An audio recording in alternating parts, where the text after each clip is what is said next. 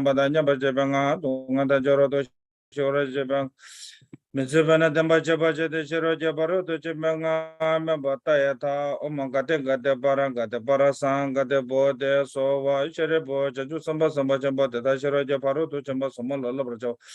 Thing is the Jaju Samba Samba Jamba Baba Jara Samanjola Leso, Shijawajan and Leso Leso, Rijabote, the Sheno, the Shin, the Chitriji, Tambatishin, the Shiro Japaro to Chambala Jabaja, the Shishabana Jisu Yaram, the Jeka, and that's and the Bashire, but the Jaju Samba Samba Jamba Baba Jara.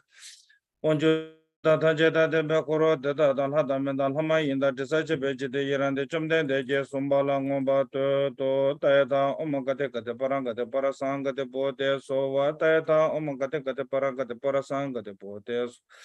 Taeta, Omakateka, the Paranga, the Parasanga, the Potes, so what Taeta, Omakateka, the Paranga, the Parasanga, the Potes, so what Taeta, Omakateka, the Paranga, the Parasanga, the Potes, so what Taeta, Omakateka, the Paranga, the Parasanga, the Potes. Dada Umangada the Paranga the Parasanga the Bode so Dada Umangada the Paranga the Parasanga the Bode so what Namalamala Chasalo Sanjala Chasalo Chula Chasalo Jindala Chasalo Yunjamashara Japaru Chambala Chas Tajitibitsi Juba Juji Chidagun Leombo Jiji Yunjamashara Japaru Jambato Somayela Sajit Second of the Jabala Tenatu Tijala Sova Midibe Cho Tajishara Dobatation to Taji Yunjamashara Japaru Jambato Somayela Sajit Second of the Jabala Tenatu Tijala Sova Mitibe Cho Tajichere Doba Juji Member Juji Shiva Juji Radova George and Jet Jetawa Gaba member Jamamba Chaba member Ta member Tada the Metaje Metropa Nishida Basoba Sanyaman Tamba de la Chacha Lo Jere Donda Jeju Shiva the Minden Bejan and Dawa the Tomba Jepeso Jepetashi Dejan Denda Dele Show Mechuji Jepotanto to Susanje Kunyango. Rasen Chukrum Sotanzaba, Savalama Shalanguja, Tabje Doje, Shejere Soto, Shenjamento de Jeponjoba, Sijilombo, Dabo Jebaco, Shejeso de Languja, Tremeva to Jejango, Monte Shijangombo Chedava, Tanjesaba, Kunje Chujeje, Yamen de Gorenje Guja, Tazo Sanje Tanje Locho Sudua, Jinja Labdus, Chelando Lua, Jinja Labdus, Lantrobosova, Jinja Labdus, Truba issues of Java Jinja. Niji the Bandala Mansola, Jesu Joe, Jujus Hadal Hamansola, Jesu Joe, Nasa Bandala Mansola, Jesu Joe, Tovata Drua, Jinja Labdus, Tujishin Drua, Jinja Labdus, the Majinja Labdus. Chajambu Chojing on Road Sending and Lot of Rajinja Labdos, Sanja Gunda Zavala Malaya, Kusungu Bachambecha, Salon, the Melon, Rawansha Badan, Sadan, Droba, Yamba, Jinjelo. Okay, so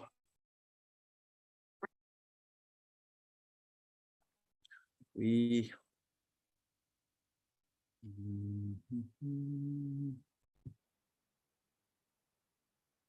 I need to make this one first. Need to Spanish. And,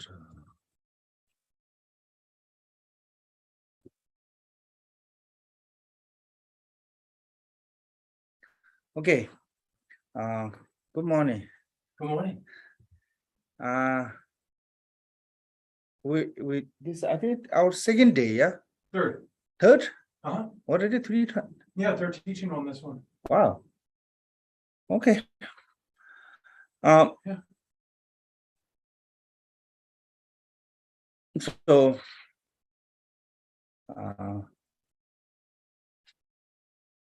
okay, we will go through the ornament of the Mahayana Sutra. You know, as this is I think really good because I hear lots of people like reading directly Sutra. They said it's more easier. I think basically reading Sutra seems easy, or maybe can say looks easy. But if you try to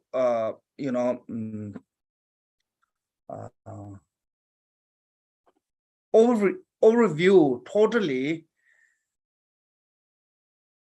getting really point of the teaching from the sutra is really difficult.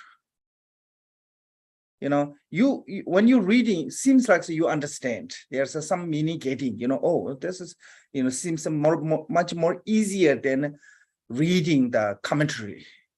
Make sense? If you read the, for example, if you read the Panjana Paramita, many words looks really simple and like almost like we're talking, you know, and they repeat many times same things.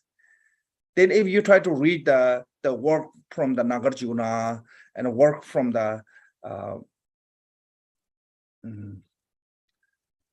like Asangas and all those great masters, Shastra or commentary, then much seems a little bit harder. But one difference is all those commentary, they may arrange the order. They all arrange complete package. Can say, yeah. Mm-hmm. So it seems a little bit harder, but once you get whole complete meaning.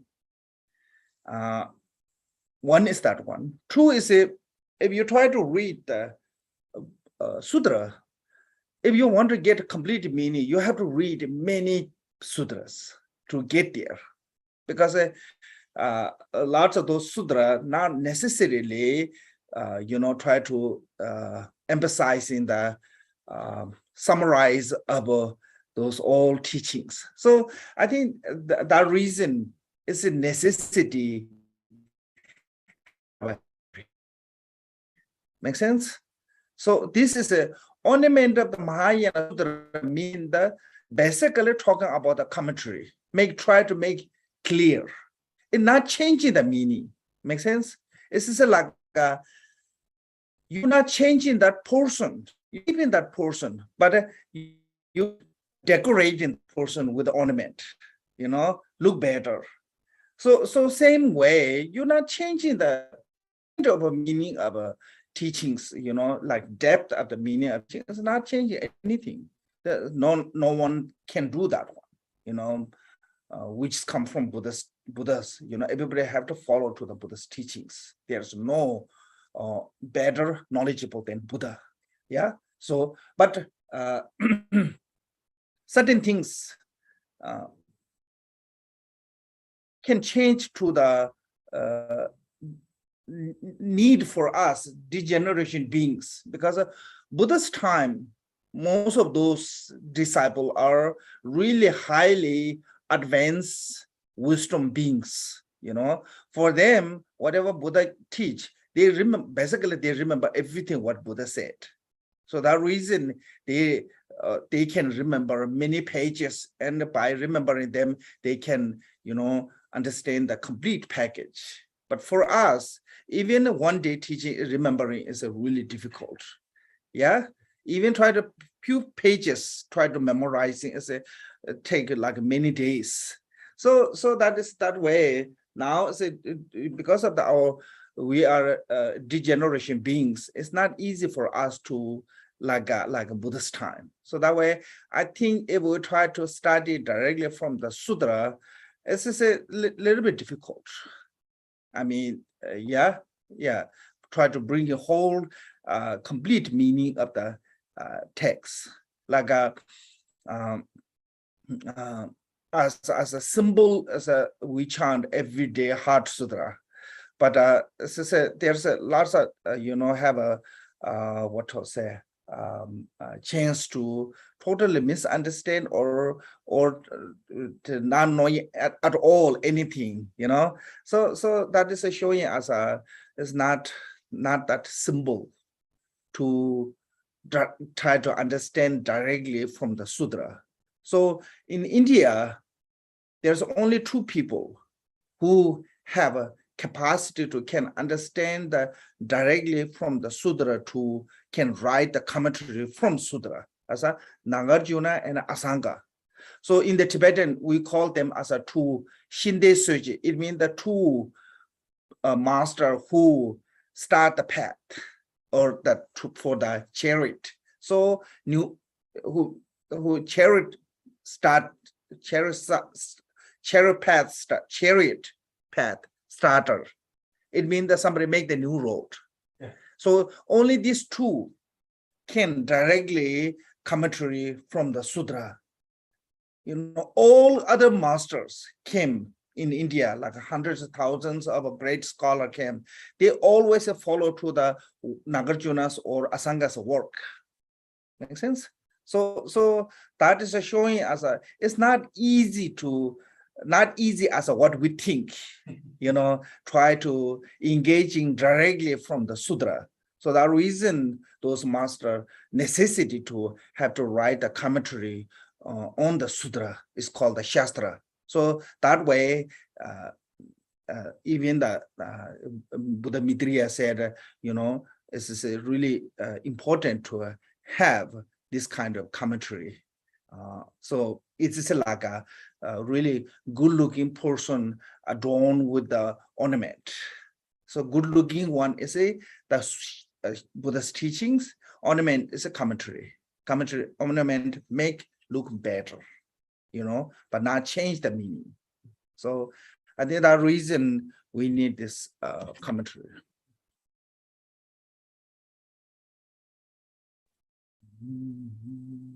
Oh, sorry, Zoltik.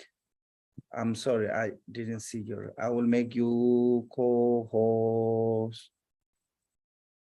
Okay, sorry. Can you open now? Good, thank you.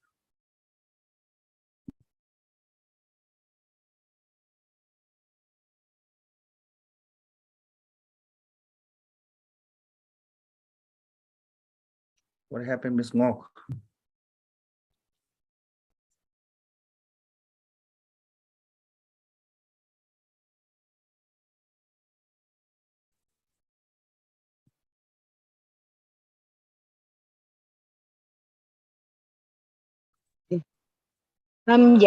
Thầy gửi lời chào đến tất cả quý vị.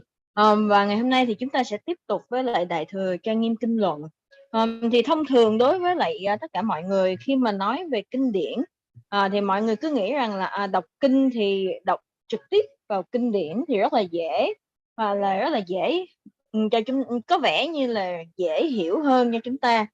Nhưng mà để có thể nhận diện được hoặc là có được cái ý niệm tổng thể về bản kinh thì và để hiểu rõ được cái ý nghĩa tổng quan của bản kinh đó thì nó không phải là chuyện đơn giản.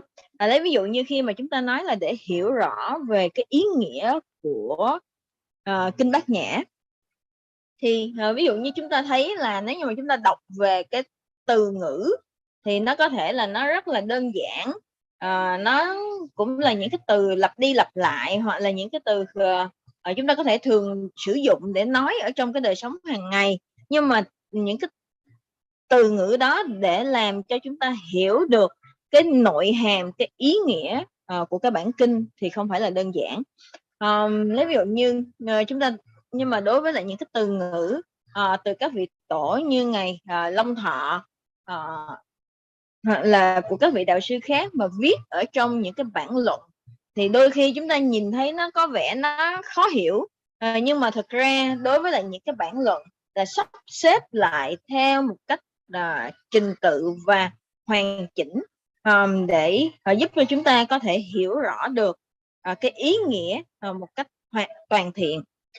Và bởi vì khi mà để mà đối với lại một cái bản kinh á, để mà chúng ta có thể hiểu rõ được cái ý nghĩa của bản kinh đó thì chúng ta cần phải kết hợp từ rất là nhiều những cái nguồn kinh điển khác nhau để chúng ta tổng hợp lại thành một cái bản tổng hợp tóm tắt của cái giáo pháp. Nhưng mà đối với lại đó là kinh điển, còn đối với lại luận thì đôi khi là chúng ta hiểu là luận là để làm rõ nghĩa chứ không làm thay đổi cái ý nghĩa của bản kinh. Và cái mục đích của cái bản luận là làm rõ hơn, làm sáng rõ hơn và làm cho cái bản kinh đó nó trở nên gọi là giống như là nó được hấp dẫn hơn, nó được hay hơn. Nhưng mà thật sự là luận không thay thế cũng như không thay đổi cho cái ý nghĩa của bản kinh. cũng như là cho những cái lời của Đức Phật dạy. Đối với lại cái thời của Đức Phật á, thì hầu hết là tất cả đệ tử của Ngài họ có thể hiểu được những gì mà Đức Phật dạy, và họ có thể hiểu được một cách hoàn thiện những cái kinh điển, bởi vì họ gọi là họ trùng tụng hoặc là họ đọc tụng cho đến thuộc lòng những cái bản kinh đó.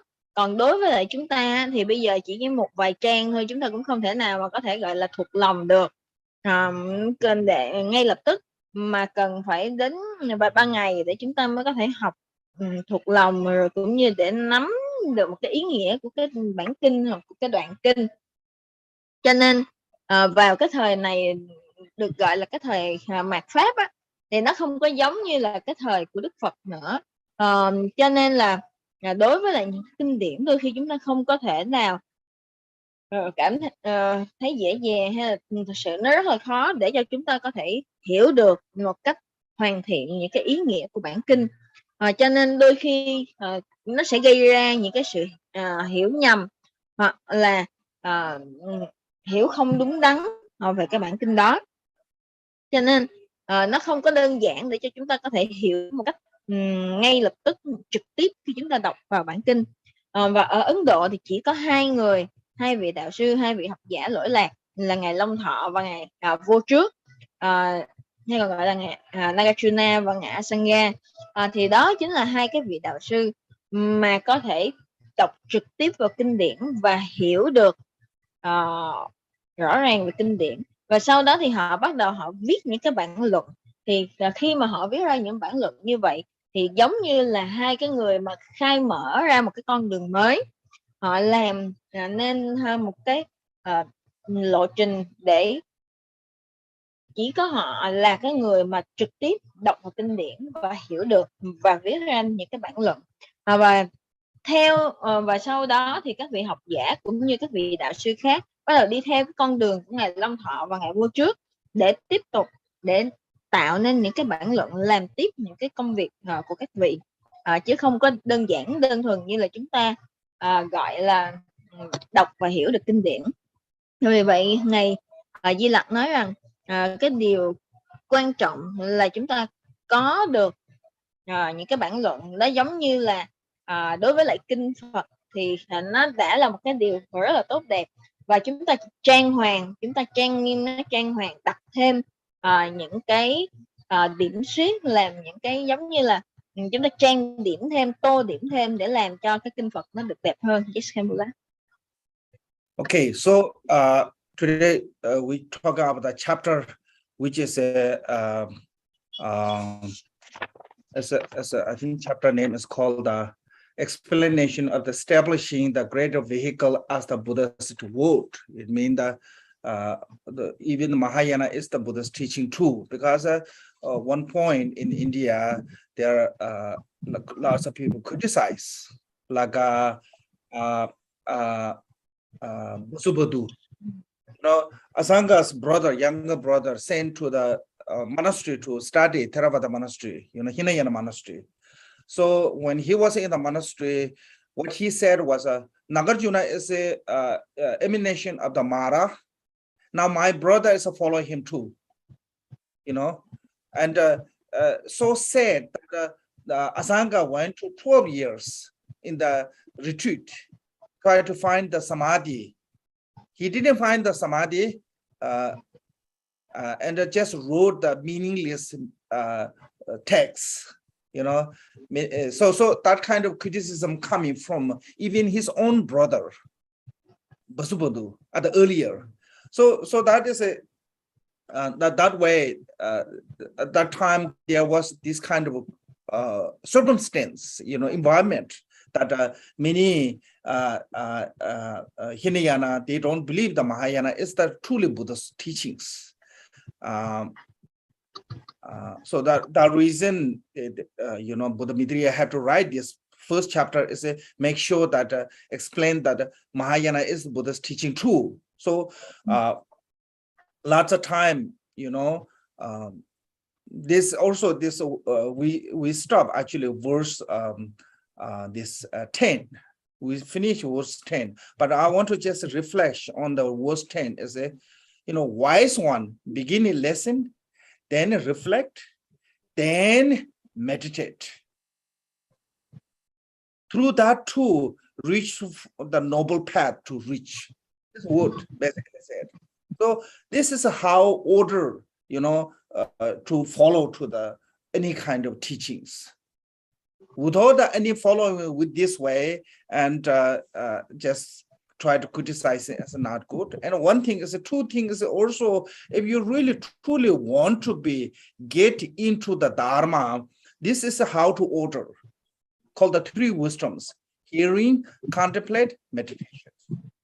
It doesn't matter you practicing Vajrayana, Mahayana. Some people think, oh, I'm a Vajrayana practitioner. I don't need to study. So basically, for the meditation, there's two types of meditation.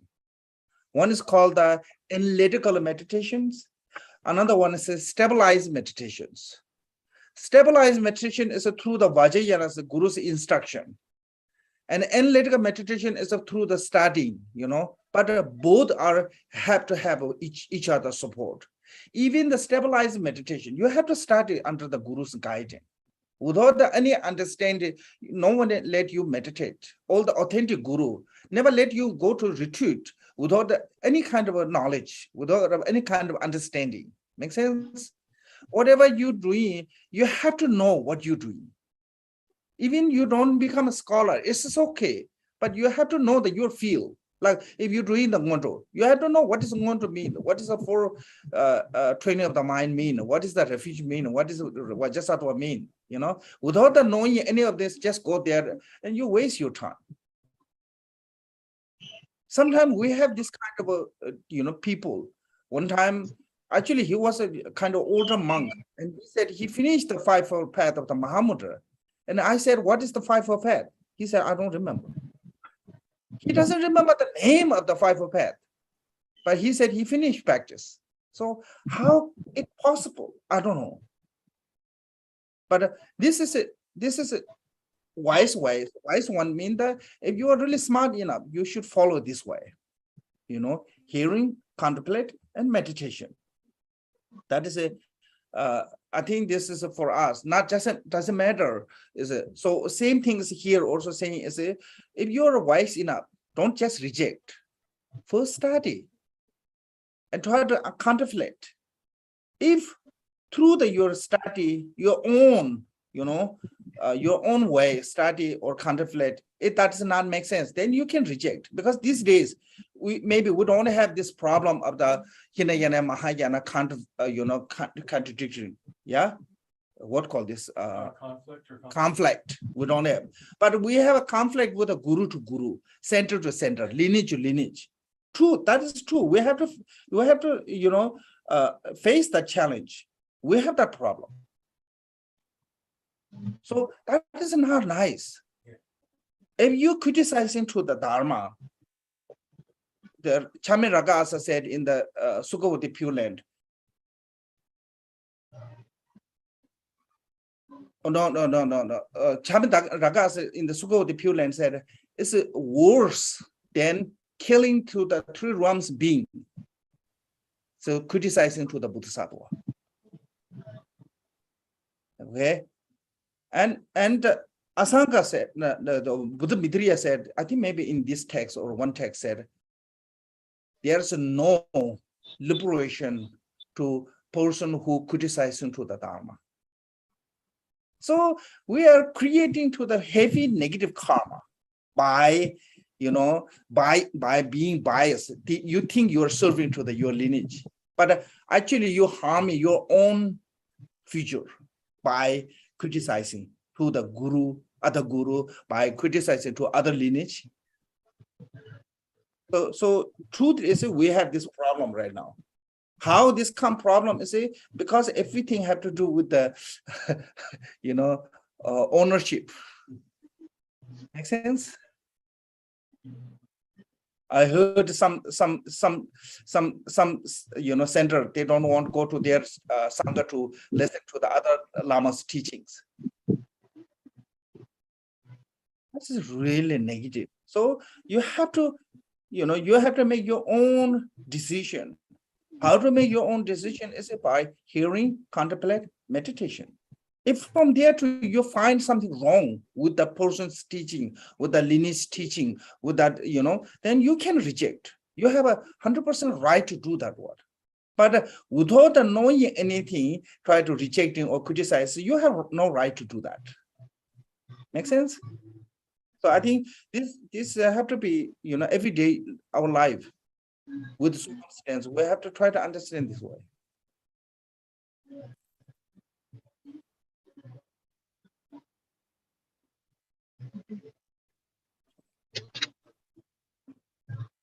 Dạ. Và chúng ta sẽ tiếp theo ở phần ở chương thứ hai, ở phẩm thứ hai là khi chúng ta nói về giải thích về cái sự thành lập của Đại Thừa, hay còn gọi là thành tông.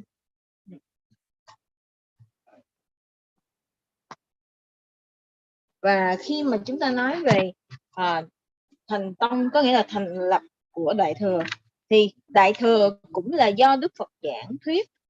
Bởi vì có rất là nhiều người họ không có chấp nhận và họ phản bác việc là Đại Thừa là lời nói của Đức Phật hay do Đức Phật thuyết. Ngay cả đối với lại ngài Vasubandhu, hay còn gọi là ngài Thế Thân, là em của ngài Vô Trước, thì cũng nói là anh của mình đi theo Đại Thừa là gọi là bị những cái dụ dỗ của các loại ma vương, thị hiện của ma vương, mặc dù là chứ không phải là do những cái lời của Đức Phật dạy. Nhưng mà kể cả ngay cả đối với lại ngài Vô Trước vào cái thời gian đầu á, thì ngài cũng đã nhập thức hơn cả 12 năm để mà nhập thức để có thể đạt được định.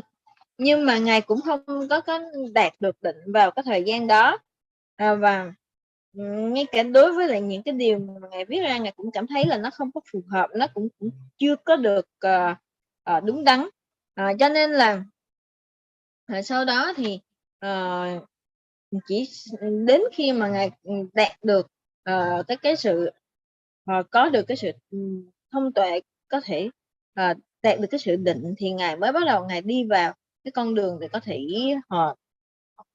giải thích, để gọi là viết ra những cái điều có thể giải thích về Đại Thừa. Và thực ra thì ở đây thầy nhớ là chúng ta có thể là hình như đã đi xong cái kệ thứ 10, nhưng mà thầy muốn nhấn mạnh lại ở đây là ở cái đoạn kệ thứ 10 là đối với lại một người mà gọi là thông minh á, thì họ sẽ bắt đầu tuần tự theo thứ tự là văn, tư và tu.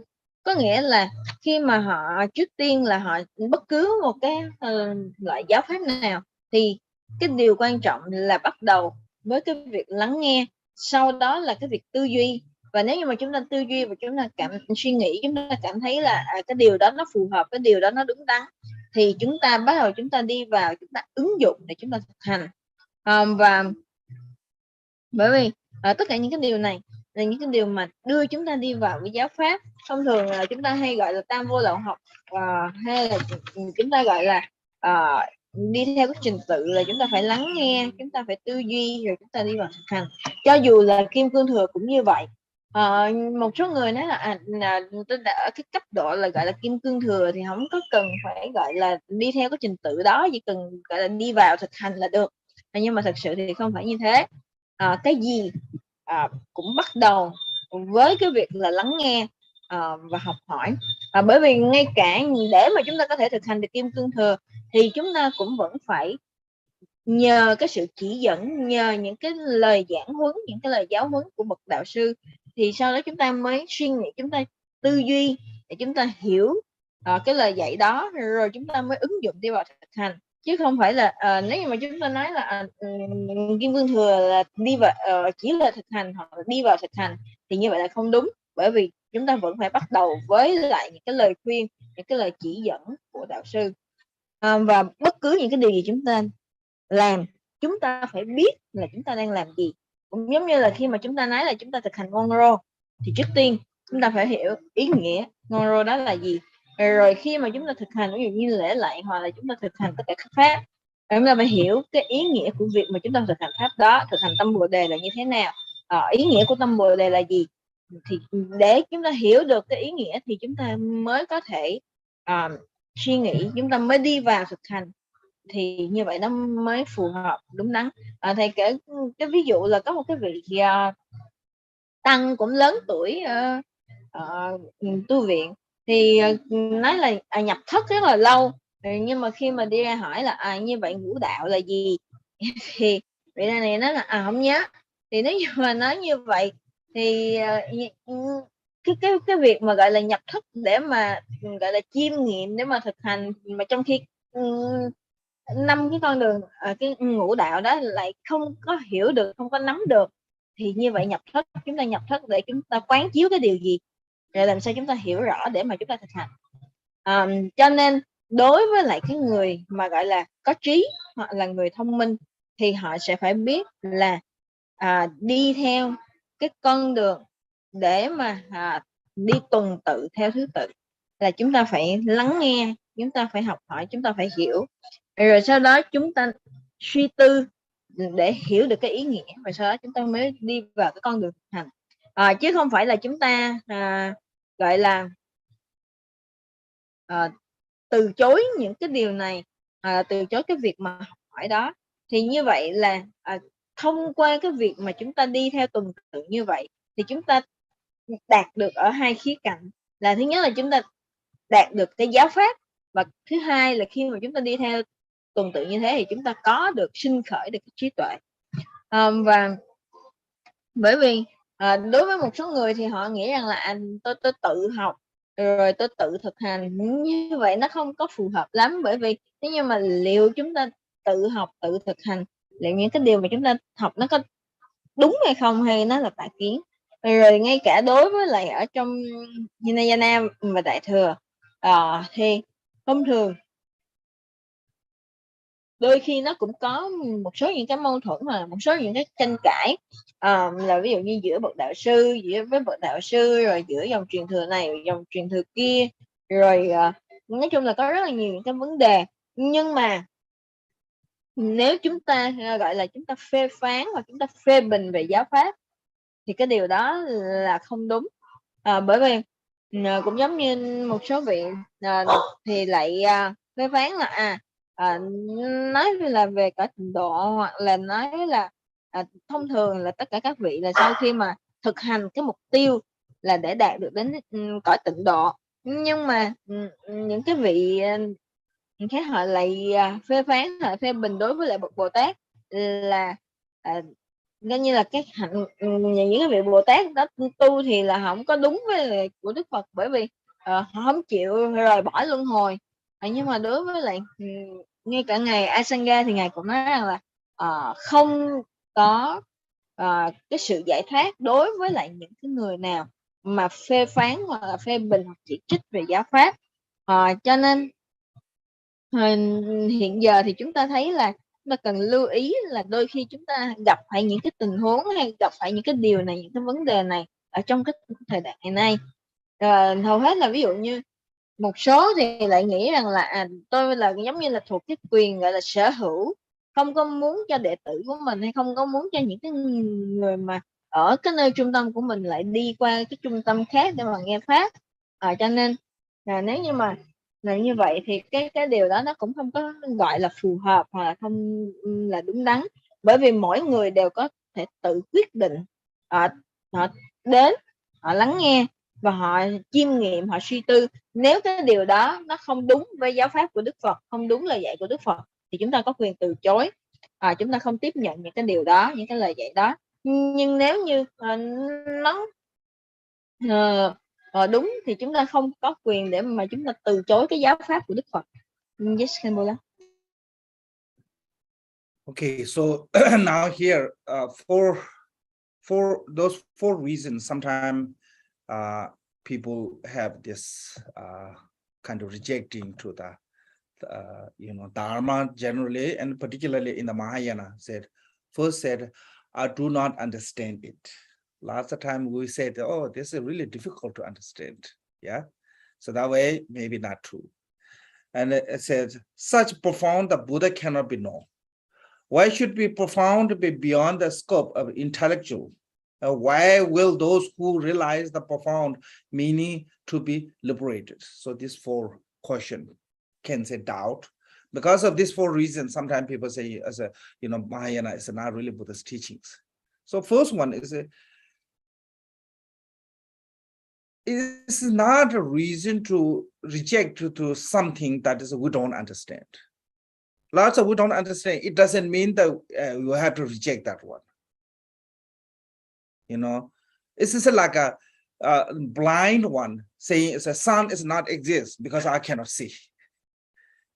Make sense? So that way, by not understanding, you cannot reject the Dharma.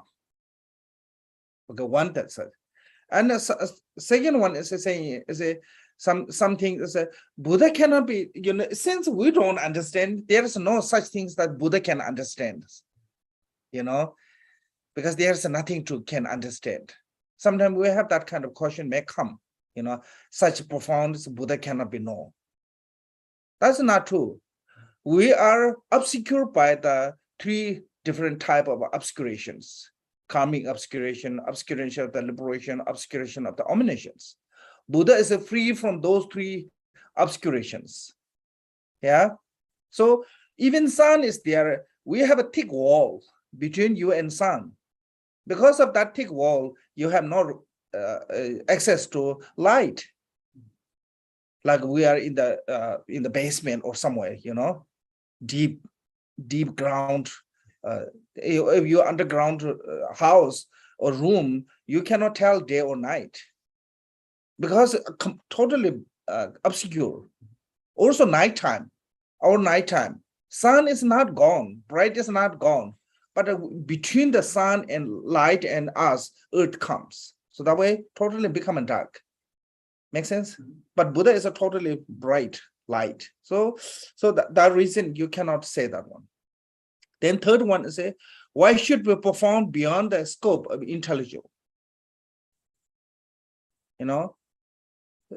Profound is beyond the sense faculty. Eye cannot see the profound. Ear cannot see the profound. Conceptual mind cannot understand the profound because it's so subtle. It's so profound. Make sense? So that way, because right now why we don't understand the profound is it's called the intellectual. Intellectual is in Tibetan called the toki. Toki means that always be kind of like a looking out. Your everything is measuring through the material. Cannot go beyond that. So when you start looking inside your own mind, then you will see the true nature. Right now, our eyes are only looking out. We don't have the eye that can look our own inside nature. So that is what's mean the intellectual. Then those last one is wise those who realize the profound meaning to be liberate. What make only them to liberate? Who realization of the profound. Profound means they're talking about the emptiness. So first, the emptiness is beyond the intellect mind. Make sense? 1. 2, once you realize the emptiness, you have a realization of liberation from the samsara. You can free from all the defilement. Without the free from all the defilement, cannot liberate it. So if you want to be liberation, you must have a realization of emptiness. Even the loving kindness, compassion, bodhicitta alone cannot liberate you, because that mind is still a conceptual mind. Compassion cannot become total antidote of completely freeing from the afflicted emotion, because still there's a conceptual thought with the compassion. There's a conceptual thought with the kindness. There's a conceptual thought with the bodhicitta. Because bodhicitta, compassion, loving kindness, all of them are dualistic mind. That dualistic mind cannot become what called the antidote of completely uprooting afflicted emotions. So if you want to be completely uprooted, afflicted emotion, you must need the realization of emptiness, the profound. So only who can liberate from the samsara is a person who have realization of the selflessness of self or selflessness of phenomena. You know, other than that, there's no one can reach to the nirvana without. So this reason is a profound, is a way important. Make sense? So such thought don't behold reason to be being afraid of mahayana.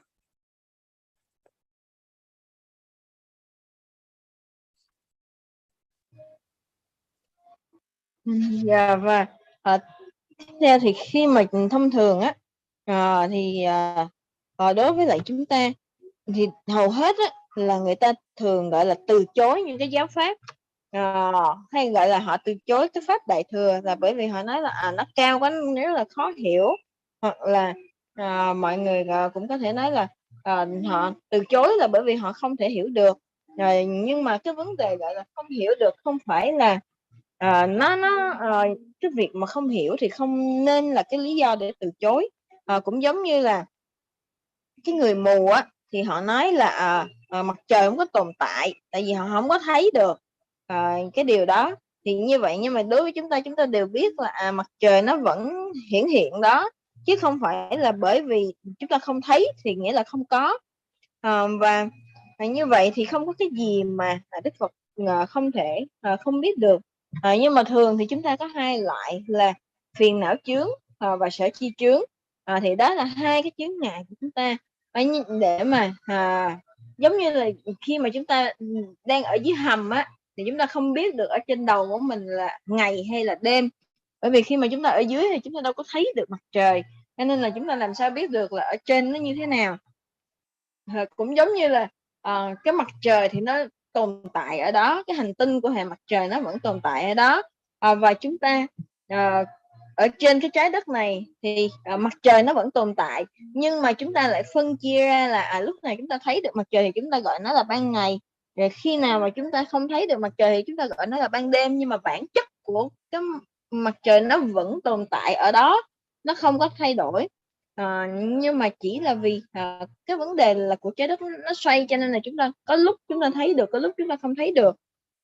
Và như vậy thì những cái điều này nó vượt trên những cái ý nghĩ về gọi là những khái niệm, cho nên là nó rất là thâm sâu và nó rất là vi diệu.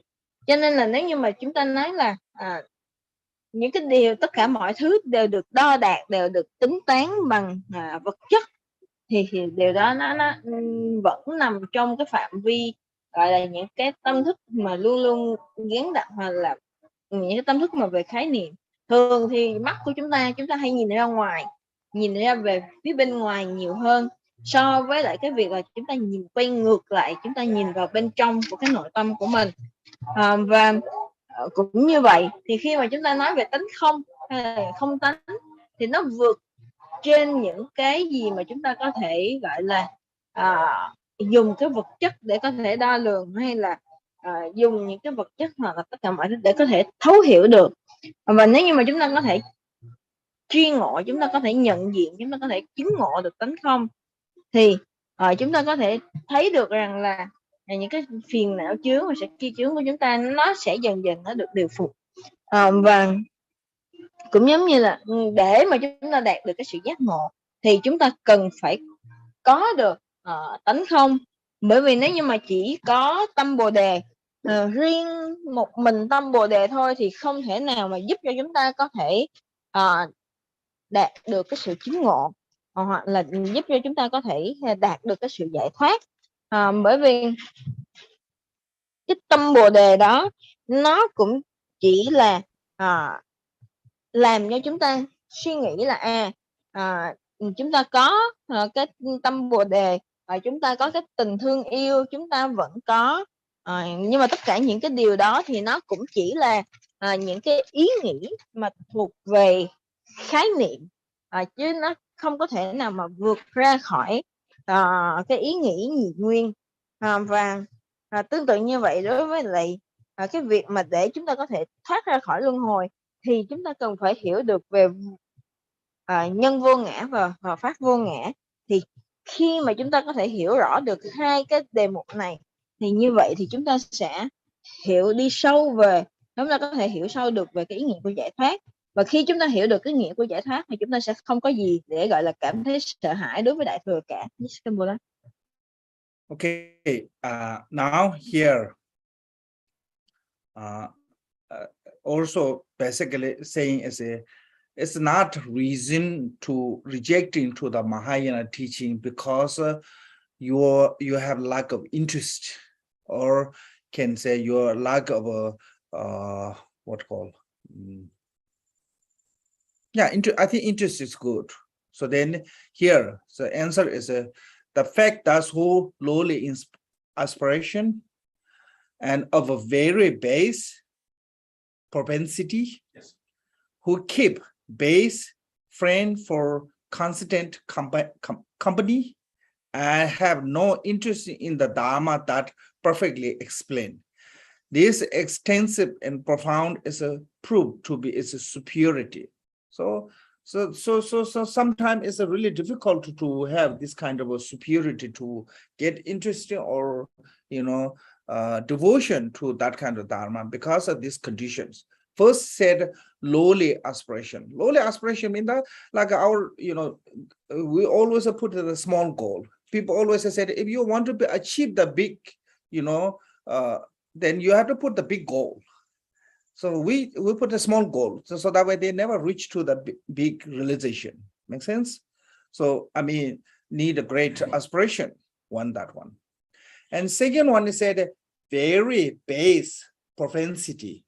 What is a very base propensity? Mean the really low habitual tendency in your what called the alaya consciousness. Alaya consciousness is a kind of like storehouse to keep all your habitual tendency, because in past life you haven't trained anything, so there's no really a seed of that interest in the Mahayana, seed of the Mahayana, seed of the Dharma is not there in your propensity. So that way it's really low. So this is called the inferior dadu. I think maybe some other translation can use as an inferior dadu, mean that you're really alaya consciousness is really low with the memory of from the past life. So you never had a chance to do anything from the past life. That way you don't have interest. So you can tell some people, they haven't done anything study or anything. They don't have a way to environment, but still have a really strong faith to the Dharma way. Because the reason is from the past life, they already have this seed in their alaya consciousness. Make sense? So that reason. So because of the low of that kind of habitual tendency from the past life, so that way it said very base means the low, lack of propensity. Then third one is and also you keep in the really base companion. Sometimes it's called evil companion. So because you keep in the environment is a really negative, then you become negative too.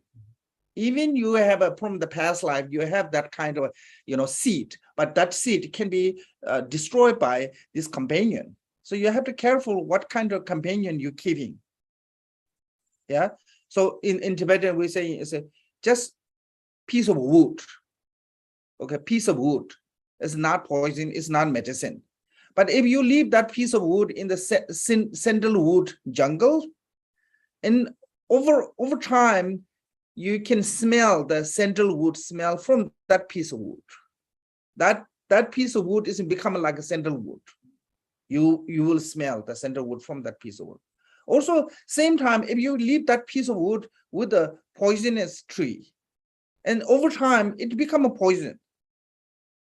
The piece of wood is just wood. But a companion, what kind of companion you have, based on that, you become that way, negative or positive, medicine or poison. Same thing as we are. You know, we the human we are like a piece of wood. If we company with the negative people, we become negative. If we company with the positive people, we become positive. So that reason sometimes people have no good companion, good company. That way they don't have the interest of the Dharma. So then they have no interest in the Dharma that perfectly explained. It means that you don't have a kind of like a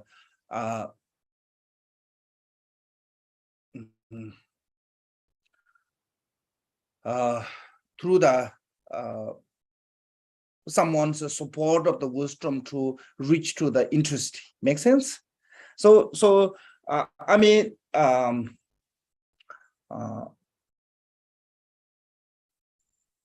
so this kind of condition then causing you to not have interest in it doesn't mean that the Dharma is a meaningless. It doesn't mean the Dharma is a not profound. Dharma is not helpful, but we're not engaging because of these 4 reasons. Make sense?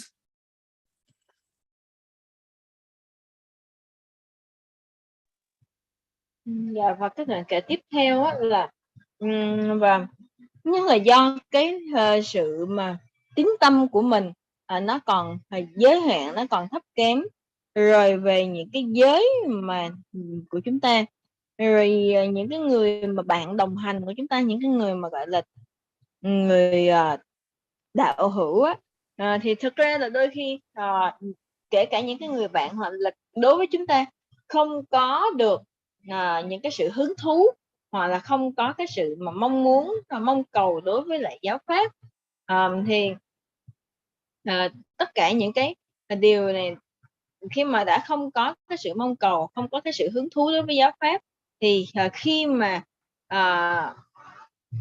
cũng là do cái không có thể hiểu được cái giáo pháp, là bởi vì không có được cái sự hiểu biết rộng lớn, và cũng như là không có được hiểu được cái nghĩa quan trọng của cái giáo pháp. Là ví dụ như khi mà thường á thì chúng ta hay gọi là từ chối đối với pháp đại thừa, là bởi vì thứ nhất là không có được cái sự tín tâm, không có được cái sự tin tưởng vào cái giáo pháp đó. Cái thứ hai là không có cái sự hứng thú, và một cái điều nữa là ví dụ như là đối với lại những cái người mà đi cùng với chúng ta, những cái người đồng đạo với chúng ta, họ cũng không có cái sự hứng thú đó, thì nó làm cho chúng ta cũng không có cái sự hứng thú đó cả luôn. Là cái điểm nữa là khi mà thông thường á, nói là ví dụ như do cái sự tín tâm của chúng ta, có thể là ngay ở trong cái tiềm thức của chúng ta, ở trong cái thức trước đây của chúng ta, ở trong những cái đời kiếp trước, thì bởi vì chúng ta không có được cái sự tín tâm nhiều đối với đại thừa, chúng ta không có cái sự tin tưởng hoặc không có cái sự hứng thú gì với đại thừa, thì cái đó nó nằm ở trong cái tàn thức của chúng ta, hoặc nó nằm ở trong cái tiềm thức ở từ lâu lắm rồi, nó như vậy, cho nên chúng ta giống như là không có được cái hạt giống đối với lại đại thừa. Cho nên là đó là lý do mà từ những cái đời kiếp trước, những cái đời quá khứ, cho nên là vì cái lý do đó mà ví dụ như ở đời này có những người họ không có được cái sự hứng thú đối với lại đại thừa.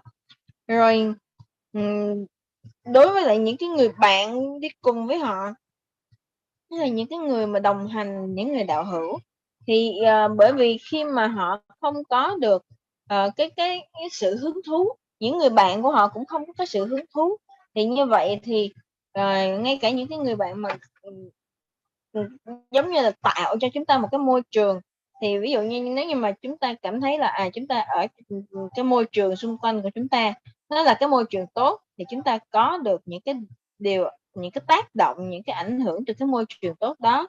Còn nếu như mà cái môi trường ở xung quanh chúng ta nó có những cái điều tiêu cực, nó có những cái điều xấu, thì đôi khi chúng ta cũng bị ảnh hưởng bởi chính những cái điều xấu như vậy. Cho nên là giống như là chúng ta là lấy ví dụ như chúng ta là một cái miếng gỗ đi, gỗ trầm, thì cái gỗ trầm đó thì nó sẽ đương nhiên là nó sẽ tỏa cái mùi hương của cái gỗ trầm đó.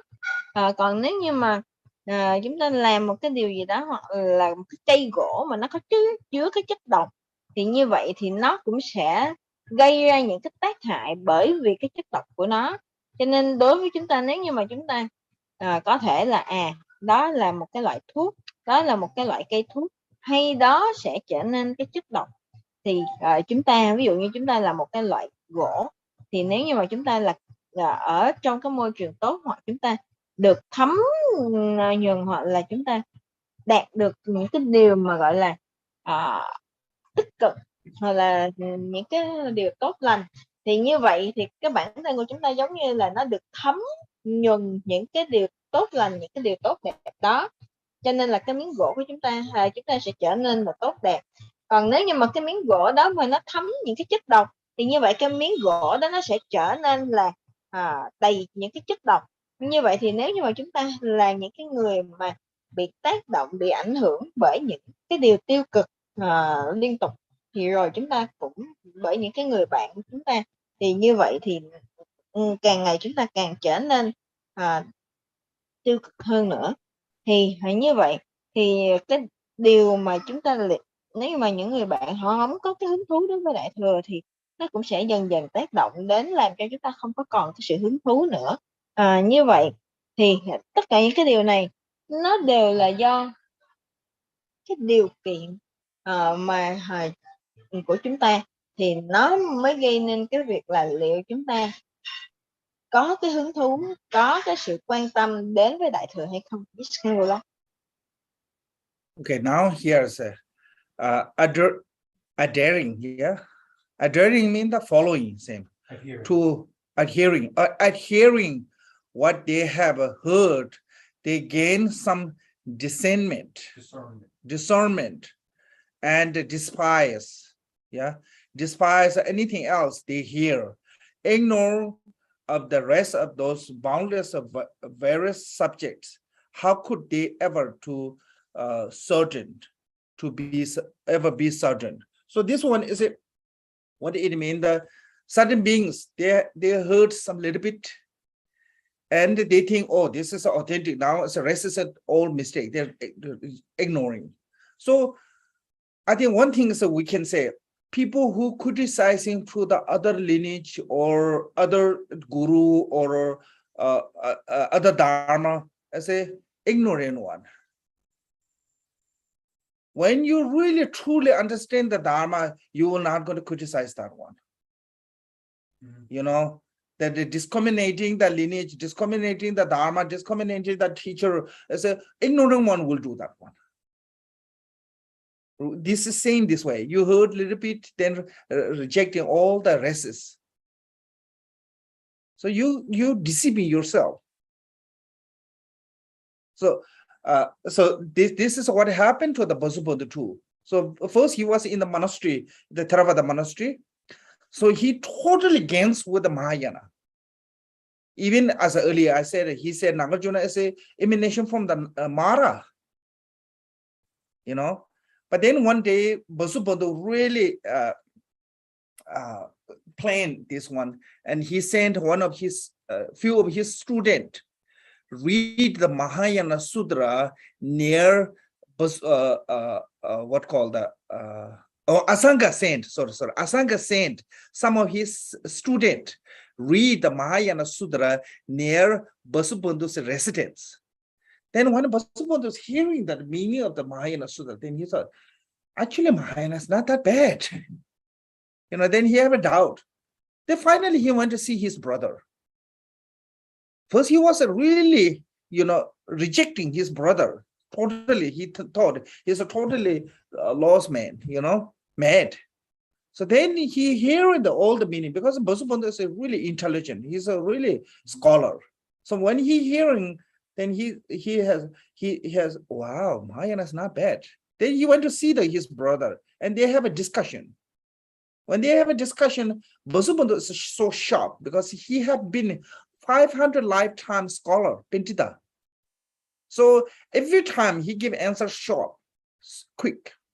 Asanga is kind of slow, but really profound answer.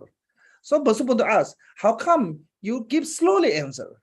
but really like a depth answer, really profound, short way to you can explain. So then Asanga said, because my deity, explain me. So Basubuddha said, can I see your deity? Then Asanga asked him, Buddha Midriya can see, Basubuddha can see. And Midriya said, in this life, he have no chance to see me because he criticized the Mahayana. That heavy negative karma, he have no chance to see any deity in this life.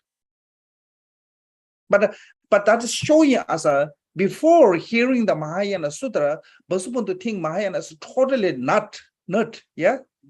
But then when he heard the Mahayana Sutra, then he finally realized actually Mahayana is not wrong, nothing wrong. Then later he become, one of the greatest student of the Basubuddha, and he wrote many commentary on the Mahayana teachings. So that is showing us sometimes because we have no clue, we it's rejecting to the other teaching, criticizing to the other teaching and other lineage, and those all this we build a negative karma by doing that one. Make sense? So just don't follow because you're like with your chicken brain, yeah. Sometimes we just keep the bird brain and just said, okay, your brain have lots of space. Don't worry about that. The more you put, there's more space. Your what called the capacity of memory have no limitation. Make sense? Brain capacity of memory have no limitation. So don't worry about that. So just when you I always say this one, when you learn in Dharma, don't discriminate from any kind of tradition, Hinayana, Mahayana, Vajrayana, also within the Vajrayana, all the lineage, don't discriminate. Learn from everywhere. But when practicing, just follow one system. Each tradition have their own way to practice. Even the practice same, but each one. So I think this you should,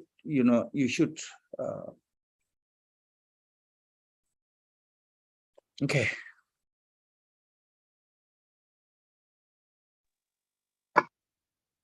Dạ. Và tiếp theo là thông thường á thì khi mà chúng ta nói là nhờ cái việc mà chúng ta lắng nghe mà chúng ta có thể hiểu được, cho nên là khi mà chúng ta chưa có nghe được chúng ta chưa có nghe đến cái điều đó thì chúng ta đừng có chê bai hoặc là đừng có gọi là chỉ trích hoặc trách móc gì cả. Tại vì nếu như mà chúng ta làm cái việc là chúng ta chỉ trích hoặc chê bai đó thì nó sẽ trở thành cái ác nghiệp của chúng ta, nó sẽ trở thành những cái điều mà làm cho chúng ta bị vướng và với lại cái vô minh. Và cũng bởi vì cái sự vô minh đó mà đôi khi chúng ta hay gọi là phê bình, chúng ta chỉ trích các vị đạo sư, rồi các vị bậc thầy, rồi dòng truyền thừa vân vân. Bởi vì chúng ta có thể là chúng ta nghe được một ít ở chỗ này, nghe ít chỗ kia rồi, nhưng mà cuối cùng chúng ta lại từ chối tất cả mọi thứ, thì như vậy nó không phù hợp. Cũng giống như là ban đầu đối với lại ngài Vasubandhu, ngài Thế Thân á, thì ngài nói là ngài cũng từ chối, ngài cũng nói là đại thừa là những cái điều không phải là lời từ Đức Phật nói, mà là từ những cái loại ma vương rồi. Nhưng mà những cái điều đó, nhưng mà cho đến khi mà ngài lại có được cái cơ hội ngài nghe được từ những cái điều mà của ngài vô trước nói ra, diễn thuyết về đại thừa, thì lúc đó ngài mới bắt đầu ngài cảm thấy là ngài cảm thấy sốc, và ngài nói đại thừa nó không có xấu. Và mặc dù là đối với lại ngài Thế Thân là ngài đã là một vị học giả, cả hơn 500 cái đời kiếp của ngài đã từng là những cái vị học giả, nhưng mà ngài lại cảm thấy là ngài ban đầu ngài lại từ chối, ngài lại khinh chê ngài, lại chỉ trích đối với lại Đại Thừa. Rồi nhưng mà những cái điều mà bởi vì ngài là một vị học giả cho nên ngài có được cái tư chất gọi là thông tuệ. Rồi nhưng mà đối với lại ngài vô trước thì ngài cứ từ từ mà ngài trả lời, nhưng mà những cái câu trả lời của ngài thì đầy những cái thâm sâu và những cái đầy ý nghĩa. Thì ngài Thế Thân mới hỏi là như vậy có thể xin gặp được cái vị đạo sư hoặc là cái vị bổn tôn của ngài vô trước hay không? Thì ngài vô trước mới hỏi ngài Di Lặc, thì ngài Di Lặc mới nói là không thể nào mà có thể có cơ hội để gặp được ngài, bởi vì ngài Thế Thân đã chỉ trích ngài đối với Đại Thừa, cho nên là ở trong cái đời này thì không có cơ hội để có thể gặp được ngài Di Lặc.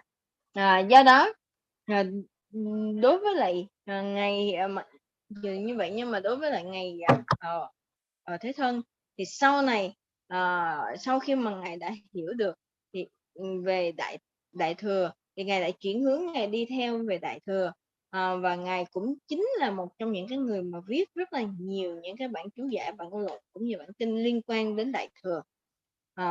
Nhưng mà cái việc mà bởi vì ngài chỉ trích Đại Thừa cho nên cái điều đó nó tạo thành một cái nghiệp xấu, và vì vậy thì giống như là chúng ta là thường thì chúng ta hay nói là nếu như mà chúng ta nghe, nghĩa là nếu như mà chúng ta chưa nghe thì chúng ta đừng có vội để mà chúng ta chê bai hoặc chúng ta chỉ trích những cái điều gì khác, mà chúng ta phải cố gắng là chúng ta hãy lắng nghe để chúng ta có thể hiểu được. Chứ còn nếu như mà chúng ta chưa nghe mà đã vội chỉ trích hoặc phàn nàn hoặc chê bai thì cái điều đó nó sẽ tạo thành một cái nghiệp xấu cho chúng ta. Yes, Kimula. Okay, so here's if one understand the word literally, one become a proud and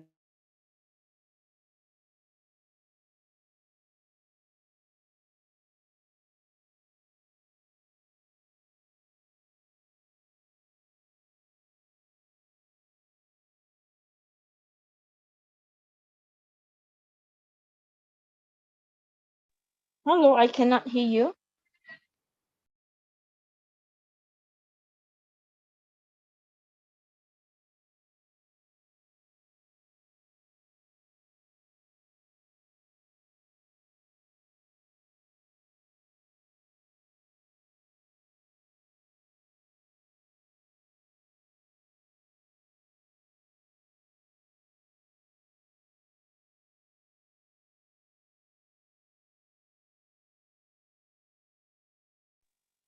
Dạ, hình như ở bên thầy đang bị rớt mạng rồi, chúng ta đợi chút xíu nữa.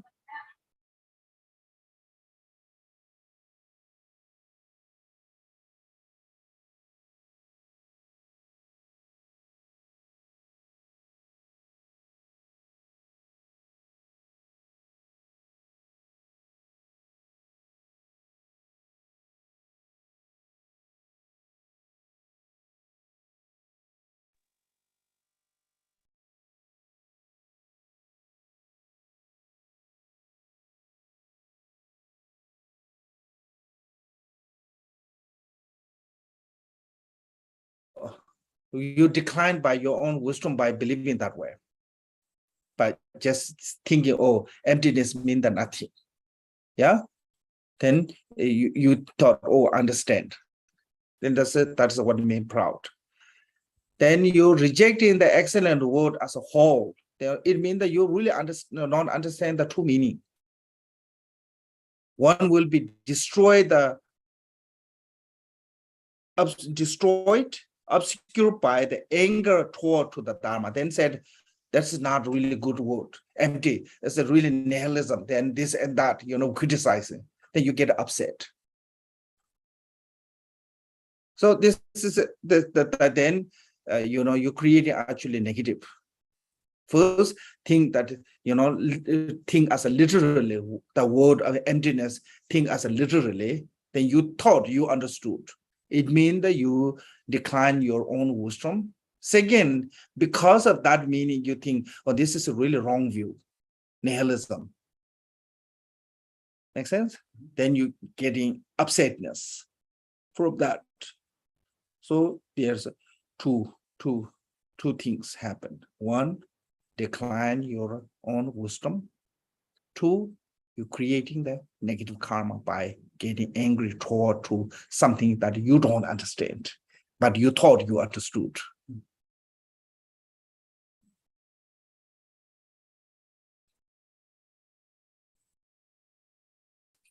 See that happening something.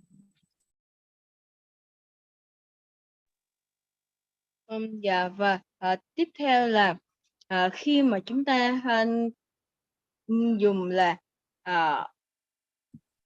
nếu như mà chúng ta nghĩ là chúng ta hiểu được cái từ ngữ của kinh văn đó, nhưng mà và chúng ta trở nên gọi là chúng ta tự mãn và làm qua cái việc mà gọi là tự mãn đó thì chúng ta đã tự làm suy thoái cái sự gọi cái suy thoái cái việc mà sinh khởi cái trí tuệ của chúng ta. Và khi mà chúng ta từ chối hoặc là chúng ta gọi là chúng ta chỉ trích hoặc là chê bai đối với lại những cái lời lẽ của giáo pháp á, thì chúng ta khinh chê về giáo pháp, thì như vậy á, đây chính là một cái tạo ra những cái nghiệp xấu ác, tạo ra những cái lỗi, làm cho chúng ta bị rơi vào cái việc là chúng ta mắc lỗi, chúng ta phạm lỗi. Bởi vì đối với lại một người, khi mà chúng ta dựa trên cái từ ngữ để chúng ta hiểu cái nghĩa, thì chưa chắc là chúng ta dựa trên cái từ ngữ đó thì cái ý nghĩa chúng ta hiểu một cách đúng đắn. Cho nên là khi mà chúng ta nghĩ là chúng ta hiểu được trọn vẹn cái kinh văn đó, thì chúng ta lại sinh ra cái tâm gọi là kiêu mạn. Và khi mà chúng ta có cái tâm kiêu mạn thì chúng ta sẽ từ chối và chúng ta sẽ gọi là không có tiếp nhận những cái gì mà người khác nói với chúng ta. Cho nên khi mà chúng ta từ chối và chúng ta phê phán về những cái giáo pháp, thì cái điều đó nó sẽ làm cho cái trí tuệ của chúng ta nó bị gọi là suy thoái, nó không có thể nào tăng trưởng được. Là cái điểm thứ nhất. Cái điểm thứ hai nữa là khi mà chúng ta chê bai về giáo pháp thì nó sẽ tạo nên những cái nghiệp bất thiện, những cái điều xấu. Và bởi vì thực sự chúng ta nghĩ là chúng ta hiểu, nhưng mà thực ra thì chúng ta không hiểu gì cả. Yes, Camilla. So Asanga, I mean, in the Uttara Tantra said, if somebody killed their parent, killed their teacher, and they did really heavy negative karma, still can be free from that negative karma by meditating from the emptiness or meditating on the suchness. But if you have a hatred toward to the Dharma, there no hope, because there are no antidote. Make sense? So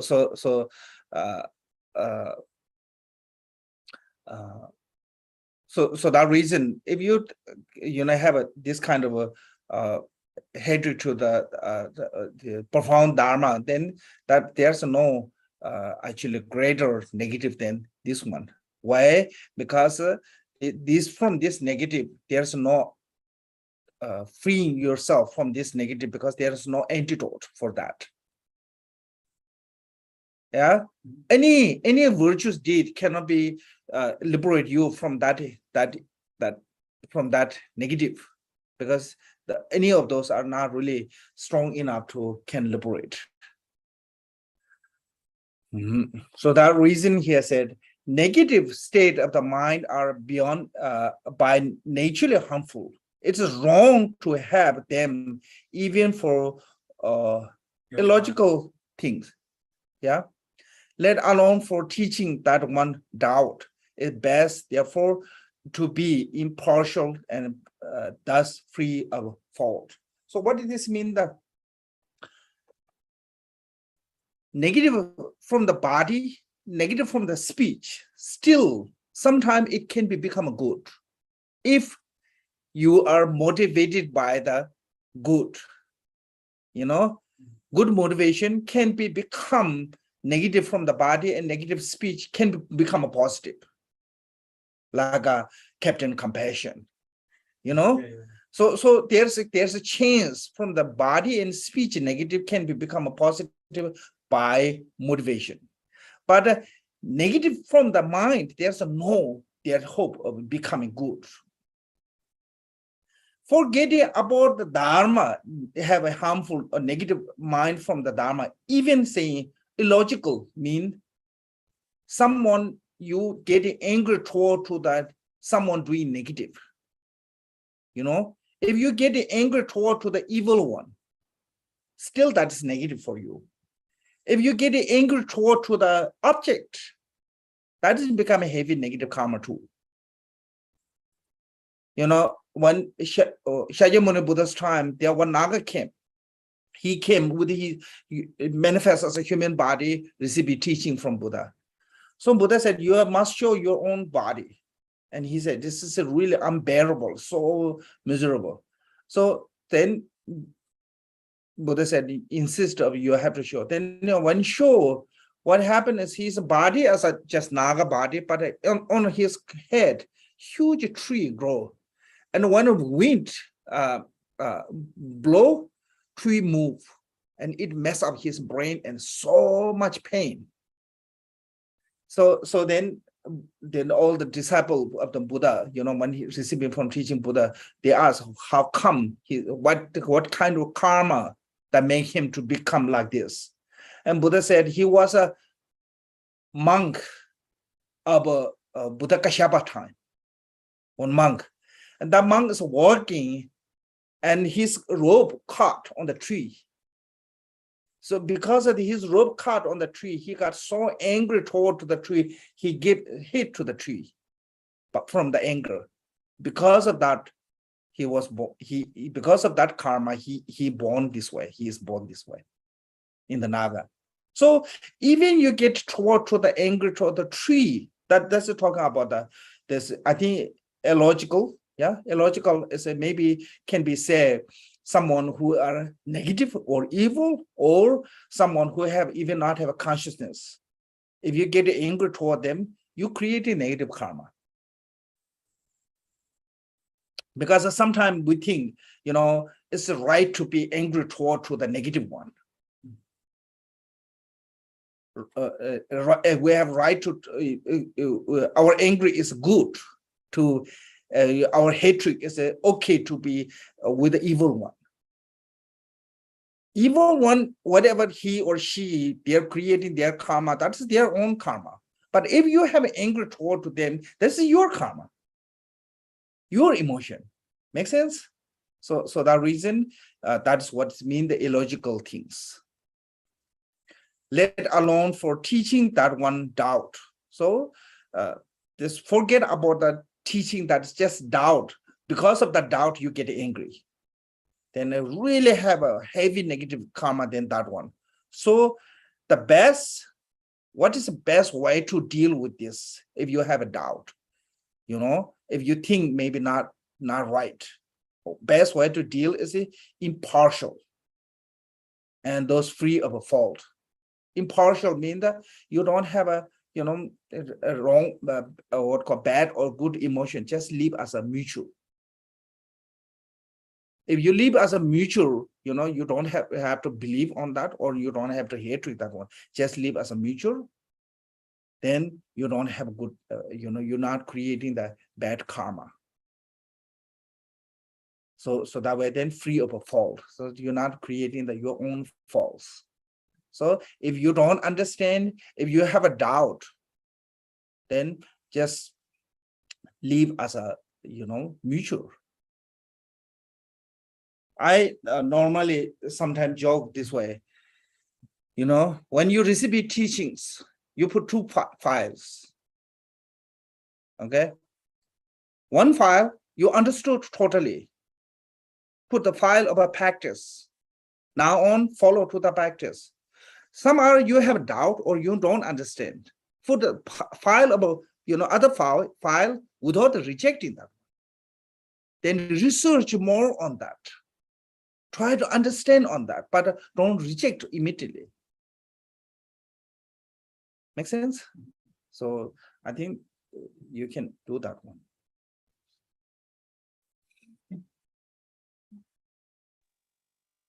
Dạ, và nếu như mà khi mà chúng ta có những cái gọi là những cái ác ý, hoặc là kể cả từ cái tự tánh của chúng ta nó đã là những cái điều mà ác nghiệp, hoặc là nó là những cái điều tiêu cực, thì cái điều này nó sẽ gọi là chúng ta cố gắng, chúng ta không có nên sinh khởi những cái ý bất thiện, hoặc là những cái điều làm những cái điều bất thiện. Và còn chúng ta cần phải là làm sao để mà chúng ta khởi sinh được những cái điều thiện lành, khởi sinh những cái nơi thiện pháp, rồi và để cho chúng ta từ bỏ được những cái lỗi lầm to lớn. Và ở đây thông thường á, thì những cái điều gọi là ác ý, hay là những cái tâm mà gọi là ganh tị, hoặc là những cái tâm mà ganh ghét, hoặc là những cái tâm giận dữ. Bởi vì khi mà chúng ta gọi là có những cái tâm mà gây những cái tổn hại, hoặc là những cái điều mà làm tổn hại những cái khác, thì cái điều đó là nó đã khởi sinh ở tâm thức, thì chúng ta không có được cái pháp đối trị nào cả. Hoặc là nếu như mà bởi vì chúng ta không có được cái cách nào để mà có thể đối trị với nó, thì như vậy chúng ta sẽ tạo ra những cái nghiệp xấu ác. Còn bình thường, ví dụ như đôi khi mặc dù là cái tâm thức của chúng ta nó có những cái gọi là động cơ tốt, nhưng mà đôi khi nó thị hiện ở trong những cái hành động của chúng ta, hoặc là qua thân, hoặc là qua những cái lời nói của chúng ta, thì nó đôi khi là nó có thể tạo ra những cái nghiệp xấu. Nhưng mà với cái động cơ tốt đó, với cái suy nghĩ tốt của chúng ta, thì từ ở trong cái tâm thức đó, thì những cái điều mà có thể là chúng ta làm nó thể hiện qua cái gọi là hành động qua thân, hoặc là những cái lời nói ngữ của chúng ta, thì nó đôi khi nó có thể là nó sẽ có những cũng tạo nghiệp. Nhưng mà những cái nghiệp đó chúng ta còn có thể xử lý, chúng ta còn có thể giải quyết, hoặc có cái phương pháp đối trị được. Nhưng nếu như mà nó đi từ cái tâm thức, nó đi từ cái ý của chúng ta, mà chúng ta đã có cái sự giận dữ, hoặc có cái sự ganh ghét, hoặc là có những cái ác ý rồi, thì như vậy thì rất là khó để có cái phương pháp để mà đối trị. Thì lấy ví dụ như vào cái thời của Đức Phật, thì có một cái vị gọi là Naga, hay là những cái loài thiên long, hoặc là những cái loài rồng, thì đến gặp Đức Phật với cái dáng vẻ không có dám gặp Đức Phật, mà là muốn hỏi Đức Phật, nhưng mà không có dám hiện cái thân của mình ra. Bởi vì cái thân của cái vị thiên long đó nó rất là xấu xí, rồi cũng không có được đẹp. Cho nên, nhưng mà Đức Phật nói là muốn gặp ta thì phải hiện cái thân ra. Thì như vậy thì khi mà cái vị đó phải hiện cái thân mình ra, thì các vị tỳ kheo mới nói là tại sao mà vị này là làm cái nghiệp gì xấu ác mà nay lại phải chịu cái thân xấu như vậy.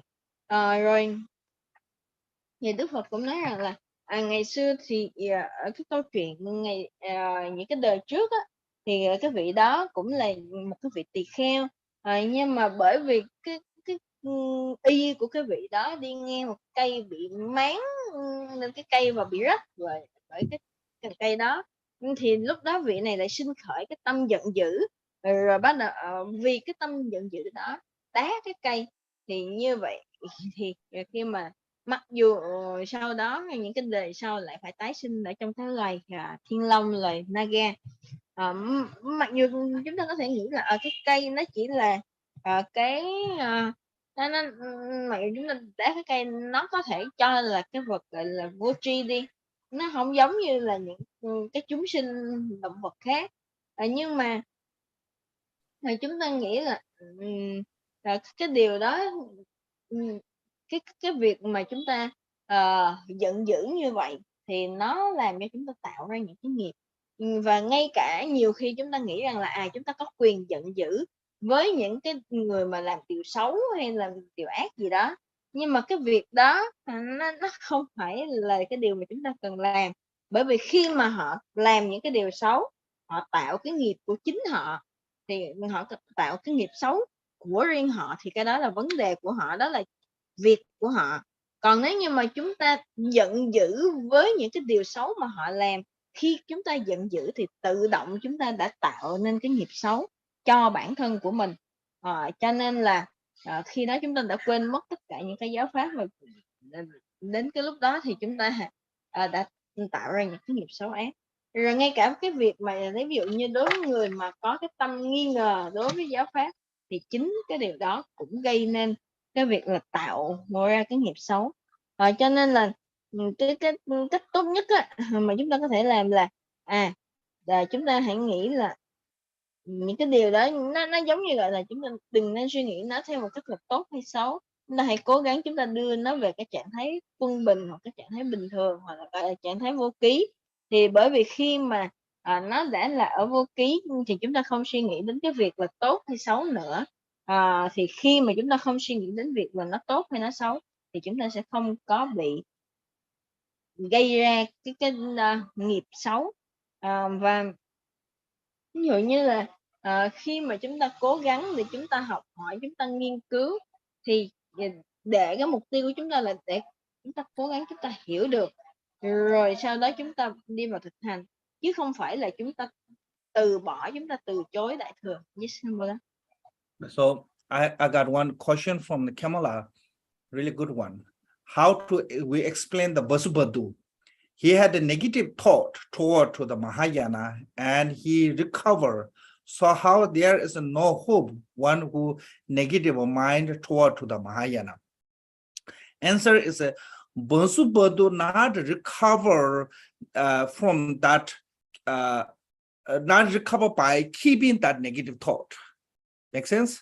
He recovered by regretting and changing his thought, and by developing faith and devotion to the Mahayana, then later he recovered from that. I think that's what mean.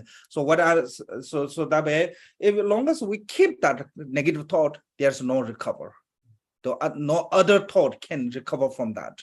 But if you change, of course, there's always a hope to change. Yeah.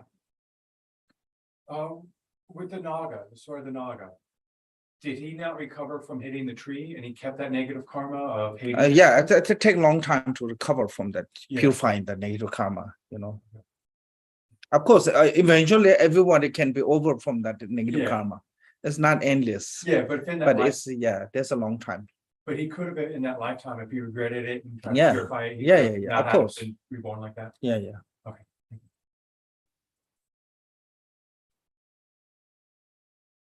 Okay. Và có cái câu hỏi là tại sao là đối với lại thì bởi vì chúng ta nói là không có cái phương pháp đối trị nào hoặc không có cái phương pháp nào để giúp có thể giải quyết được nếu như mà khi mà cái người đó đã có cái tâm gọi là chỉ trích hoặc là chê bai hoặc là phê phán đối với đại thừa, thì như vậy đối với ngài Vasubandhu, ngài Thế Thân thì làm sao để mà ngài có thể gọi là có được cái cơ hội hoặc là để được tịnh hóa hoặc là quay về được bởi sau cái việc mà hàng ngày đã chê bai chỉ trích đại thừa. Thì đối với lại cái trường hợp của ngài Vasubandhu hay là chúng ta thì bởi vì ngài có được cái sự ăn năn hối hận khi mà ngài sau khi mà ngài đã hiểu được về đại thừa và ngài cảm thấy là ngài ăn năn hối hận khi mà mình đã chê bai chỉ trích đối với đại thừa như vậy. Cho nên nếu như mà chúng ta biết hối hận, biết ăn năn thì chúng ta còn có thể sửa chữa được, còn có thể tịnh hóa được. Còn nếu như lúc này chúng ta cũng nghĩ cái việc mà luôn luôn có những cái ý nghĩa tiêu cực thì mà chúng ta không có cái sự thay đổi thì chúng ta sẽ không có thể nào mà tịnh hóa được những cái nghiệp xấu ác của mình. Và cái việc cũng như là đối với ngài Vasubandhu thì cái điều đó nó cũng cần phải có tốn rất là nhiều cái thời gian để mà ngài có thể gọi là quay về hoặc là ngài hồi phục với lại đối với lại đại thừa, và là mình có thể thọ được tất cả những cái giới của đại thừa. Yes, Kamala. Okay, now second chapter as a refuge, third chapter or whatever, refuge. Okay, so basically there's a three type of refuge: worldly refuge, inferior or called the Charvaka refuge and Bodhisattva refuge. Worldly beings, they took refuge to the worldly powerful beings. Worldly refuge mean you're taking refuge to the worldly powerful beings, like a spirit, like some spirit live on the tree, some spirit, mountain spirit, temple spirit, and lots of people make that those are the spirit house and worship to them. So those worldly beings, some of them are really helpful temporarily, and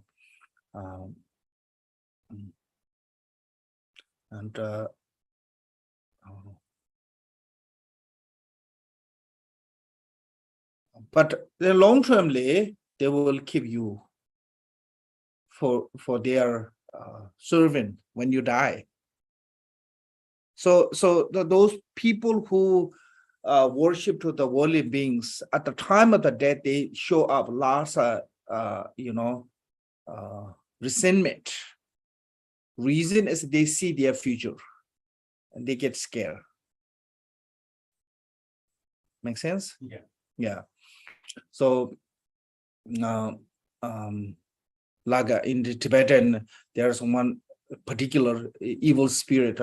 Some of people are following with that, and His Holiness Dalai Lama said shouldn't follow with this. Reason is that people who follow them temporarily they become successful financially and lots of good, but when at the time of the death they die really terrifying with terribly scary, screaming, yelling, shaking. That because they see their future. At the time of the death, you will see your future. So sudden, evil. If you worship to the worldly beings, that is a problem. Yes, it's temporarily help you a little bit. So that way, this is not good object to take a refuge, because when we're taking refuge, we want to be free from suffering. That's the main reason. Yeah. And worldly beings, they actually create more suffering. Yeah. Like a lots of religion, they worship to the worldly being like Indra. There one Bodhisattva story. He was cutting his flesh to sell, and he want to buy the flower and offering object to the offering that Buddha to receive teachings. So Indra came to test on him. Said, "Oh, I don't need that much, but I need some bone and bone marrow, and to some rituals. So can you sell me?" So without hesitation, he cut his arm, he break his bone, and sell them, happily. So then the Indra said, "You have no regret?" He said, "No, I have no regret. I'm really happy you bought my part of the body. That way I have money to buy those offering, object." So then later Indra said, "You are so courageous one. So if you ask me anything, I will give you, And he said, "Give me the nirvana, liberation." He said, "It's out of my reach. I cannot give you that one." So worldly beings, they can give you lots of things, but they cannot give you the liberation. Make sense? So that way they are not really good object. In the Buddhism, now refuge is the fundamental motivation of the Buddhism. We have to take refuge, 3 jewels. So that refuge is there's a 2 way to take refuge, 2 way to base, called the Charvaka vehicle refuge and Bodhisattva vehicle refuge. Charvaka vehicle refuge is motivated by the fear of samsara and renunciation. Okay, motivated by the renunciation. Bodhisattva vehicle is yes, renunciation is the same, but motivated by the compassion toward the sentient beings. Those is different. One,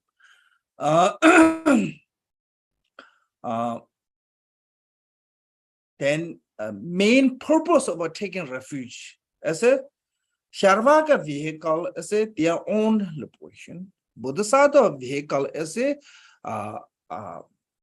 what called benefit of sentient beings. Okay, The nature of it is Sharvaka as a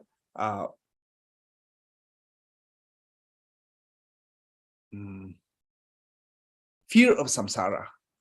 Bodhisattva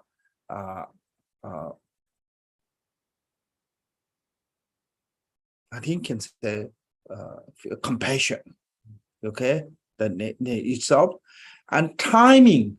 Sharvaka refuge is from now on until death.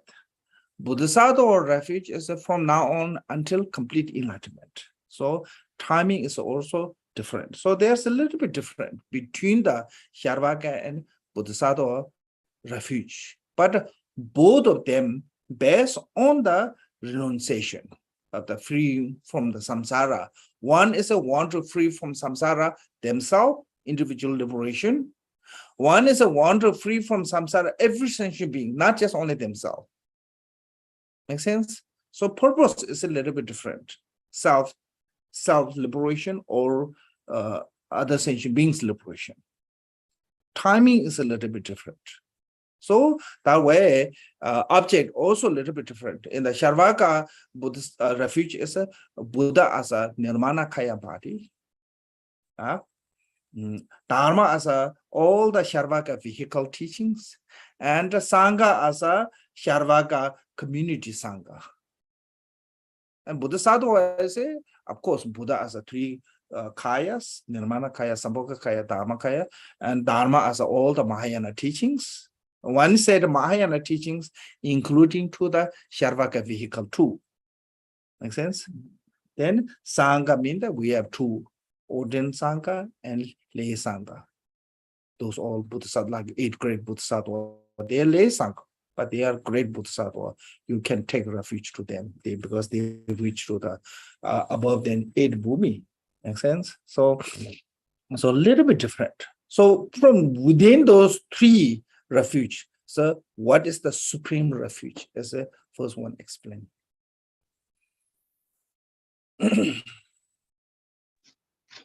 Dạ. Và như vậy á, thì đối với lại cái việc mà như rồi thì sau khi mà chúng ta đã xong như vậy là vừa rồi chúng ta đã xong cái phần gọi là cái ý nghĩa hoặc là cái lý do hoặc là cái sự giải thích về cái việc mà thành lập của Đại Thừa, và chúng ta qua cái phẩm thứ 3 gọi là cái phẩm về quy y. Thì cái phẩm về quy y thì nó sẽ có là khi mà chúng ta gọi là quy y tam bảo, thì khi mà chúng ta quy y thì là quy y về Đại Thừa, thì đó là cái quy y tốt nhất, đó là cái quy y trên hết, và để cho tất cả mọi chúng sinh đều có được cái sự dũng mãnh để có thể đạt được cái quả vị giác ngộ. Và bởi vì khi mà chúng ta gọi là quy y thì chúng ta nên quy y vào cái gì mà gọi là nó có năng lực to lớn nhất, hoặc là cái năng lực mạnh mẽ nhất. Thường thì đôi khi ngay cả người ta cũng không biết, người ta cứ nghĩ là quy y thì người ta cứ gọi là có những cái năng lực hoặc là gì đó, thì đôi khi người ta lại quy y nhầm vào đối với lại những cái vị mà thần linh hoặc là những cái vị mà gọi là thần thế gian vân vân.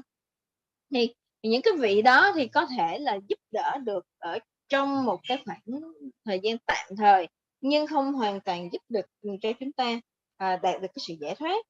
Bởi vì ví dụ như là chúng ta cũng đâu có thoát khỏi được cái chết, rồi cho dù chúng ta có thể khẩn cầu đối với lại những cái vị thần gì đó để nhờ cho họ giúp đỡ, thì họ cũng chỉ giúp đỡ được trong một thời gian ngắn, nhưng họ không phải là đối tượng để quy y.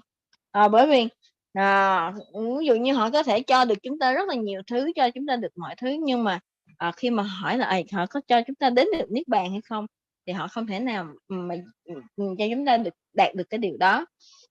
Họ có thể cho chúng ta được rất nhiều thứ, nhưng không phải là cái việc là giúp cho chúng ta có thể đạt được giải thoát. Rồi khi mà chúng ta quy y thì chúng ta có 2 cách quy y. Đối với lại quy y đối với lại một cái hàng quy y theo cái dạng của hàng thanh văn hoặc là duyên giác, thì hoặc là quy y theo cái hàng của chư Bồ Tát.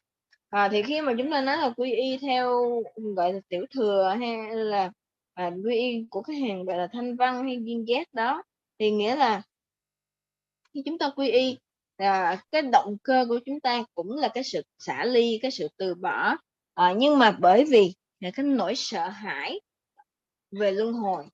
Còn đối với lại một Bồ Tát thì cái việc mà quy y, cái động cơ để mà cho chúng ta quy y là cũng là cái sự xả ly, cũng là cái sự từ bỏ, nhưng với cái lòng từ bi để giúp đỡ cứu khổ cho tất cả chúng sinh, giúp đỡ cho mọi người khác.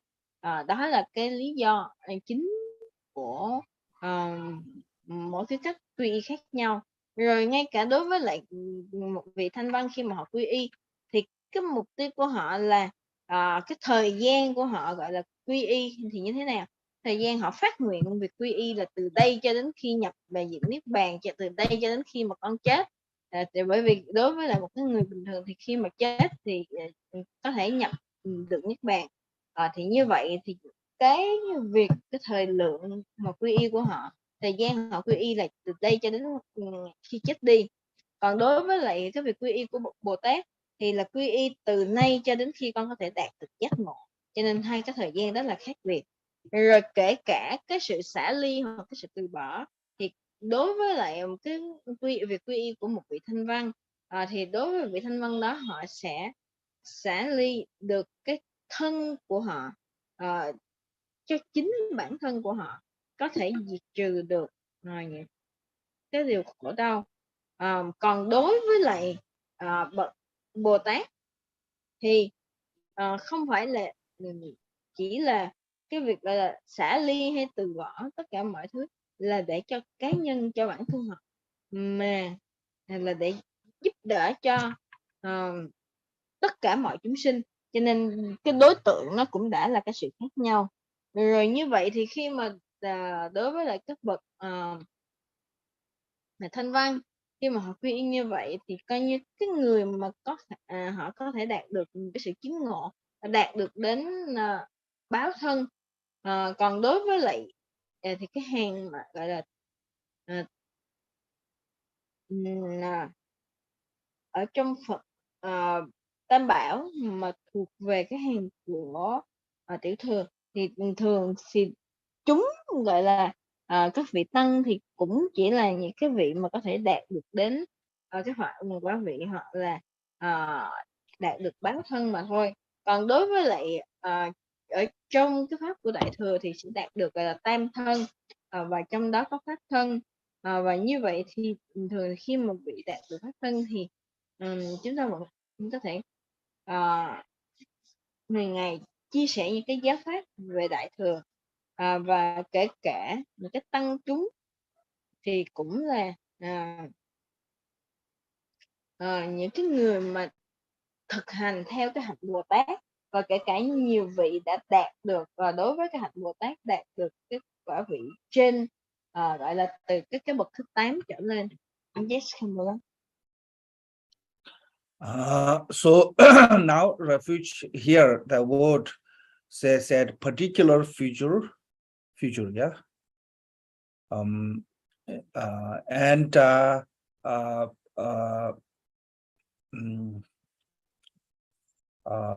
nature of those particular future and conclusion. So 3 subjects. So what is the particular future? Is to have a brief and detail. So briefly, why the Mahayana is the greatest refuge? As here said, is because of those 4 particular feature by which they are classified. So what are 4? Saying is it universality,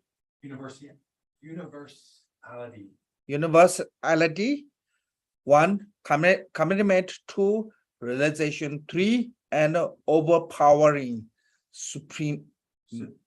supremacy. And those who fully take refuge in the 3 jewel with the supreme vehicle in the mind are known as the greatest among those who gone for refuge. So I mentioned there's 3 type of refuge: worldly refuge, Sharvaka vehicle refuge, Mahayana refuge. So why is the Mahayana refuge is greater than other? So 1, their universality. Universality means that, you know, when they take refuge, they took refuge for the benefit of every sentient being without any exception. That way. Then commandment. Here, you know, here Sharvaka vehicle, when they commandment, they want to reach the Sangha. You know, their commandment is achieve the arhatship. That is commandment. So they take refuge to the Sangha actually. That's the main goal is to reach to the Sangha. And Pratitya Buddhas, their main commitment is they just have realization of the interdependent. Yeah. So their main goal is the realization of the Dharma. And the goal is the Dharma. But Bodhisattva's main goal is to become a Buddha. So that way, commitment is a reach to the Buddhahood. That way different.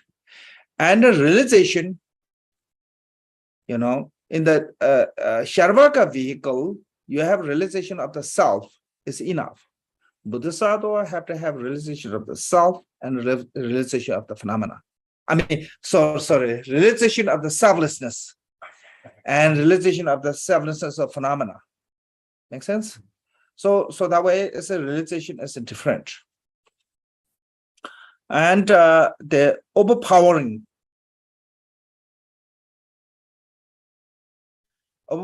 means that this Bodhisattva's refuge is a kind of more superior than here and solitary realize. So also worldly refuge. So overpower means the outshine. Make sense? So because these four reasons and what called the Bodhisattva vehicle refuge is the superior, yeah, supreme vehicle. I mean, what called the greatest among the all refuge.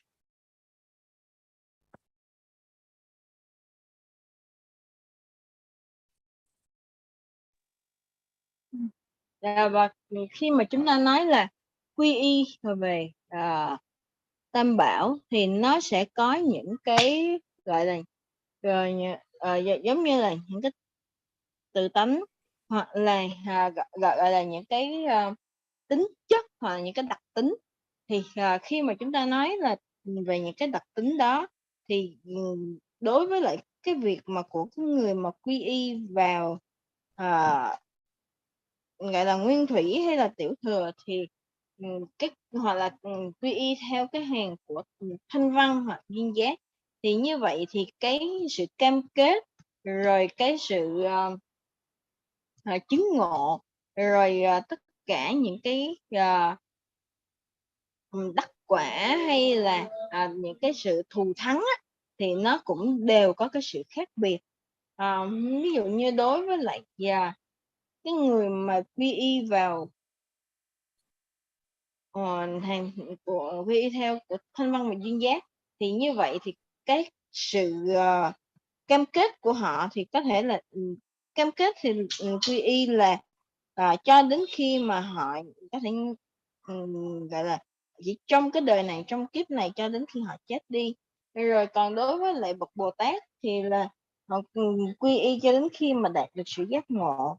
Rồi cái sự chứng ngộ của một bậc thanh văn duyên giác thì có nghĩa là họ chứng ngộ cho bản thân của họ, còn và họ chứng ngộ về nhân vô ngã. Còn đối với lại hàng Bồ Tát thì họ không chỉ là chứng ngộ cho bản thân mình mà còn chứng ngộ giúp cho tất cả mọi chúng sinh khác đều có thể được an trú trong quả vị giác ngộ đó, và họ chứng ngộ về chứng đắc được về nhân vô ngã và pháp vô ngã. Rồi khi mà nói về cái năng lực thì cái nào là tối thắng nhất, cái nào là đặc trưng nhất, rốt ráo nhất, thì đó chỉ có thể là đối với lại cái quy y của Bồ Tát, quy y của cái phần đại thừa, thì đó mới chính là cái thừa tối thắng nhất. Okay. So then why? No, here said why? Why is a Mahayana is the greatest refuge? Said first, it is difficult to make such definite commitment. You know, like you.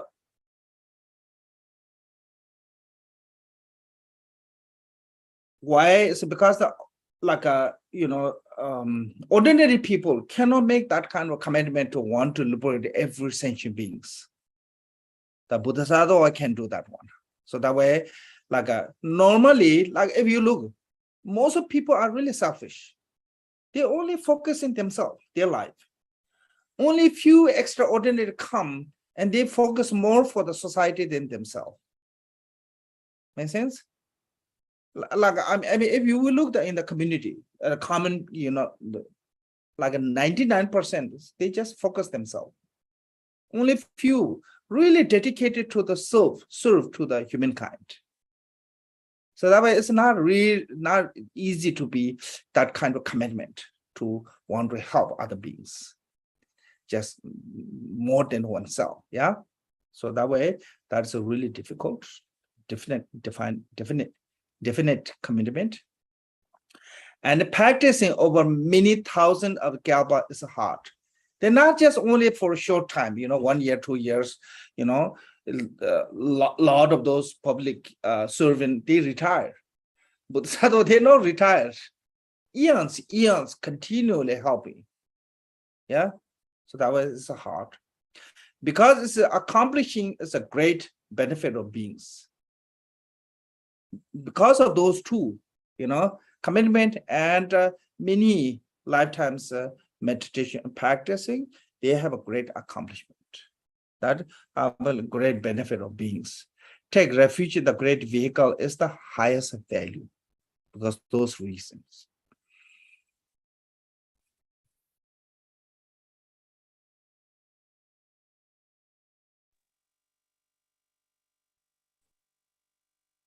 Và ở đây là đặt ra cái câu hỏi là tại sao?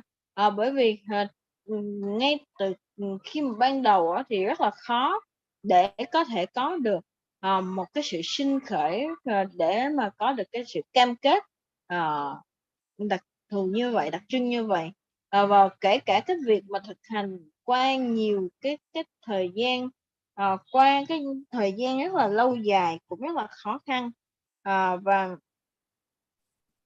đối với lại rất là nhiều người thì đôi khi họ cũng lúc nào cũng chỉ nghĩ về bản thân mình, lúc nào cũng mà chủ yếu là tập trung về bản thân của mình.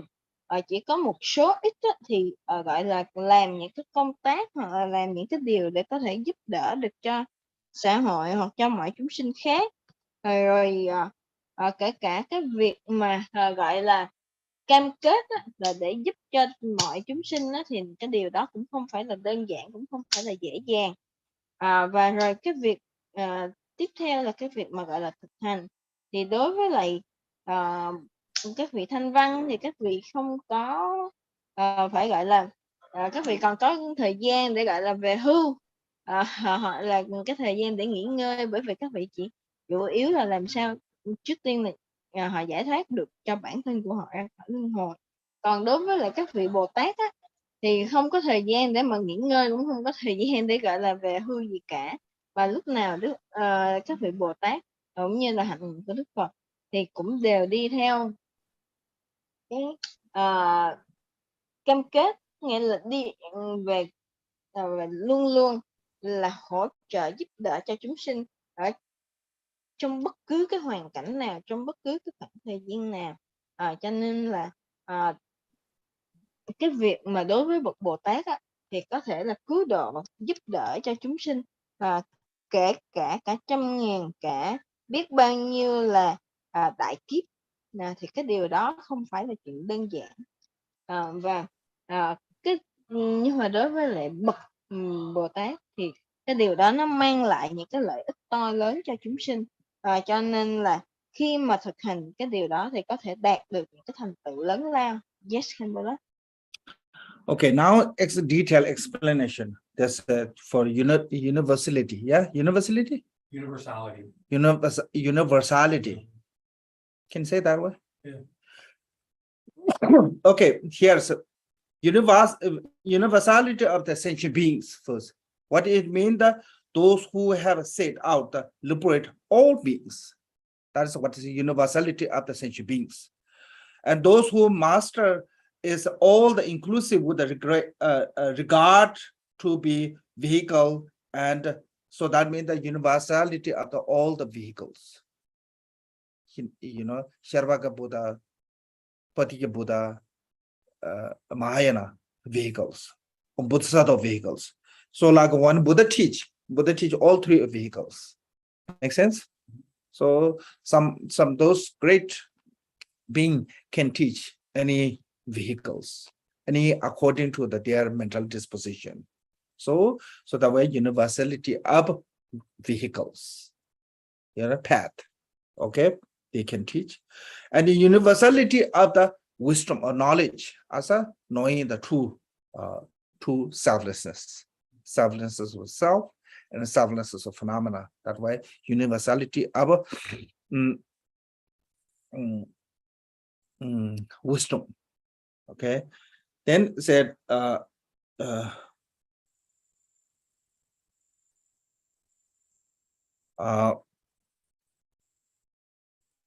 universality of nirvana.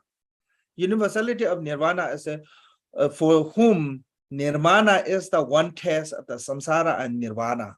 So which is mean the like a samsara being is a one side, and Sharvaka Buddha and Paticca Buddha of the nirvana is a one side. Bodhisattva is beyond both of them, beyond the samsara and nirvana's distinguishing. So beyond that, so that way master over the both. No extreme of a samsara, no extreme of a nirvana.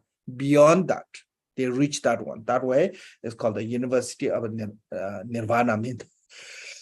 Excuse me. Why? Because of the wisdom and compassion. From the wisdom, they not abide in the samsara. Because of the compassion, they not abide in the nirvana. So that way they reach to the beyond the samsara and nirvana's what called the this dualistic of samsara and nirvana. Such a wise person should be known for there.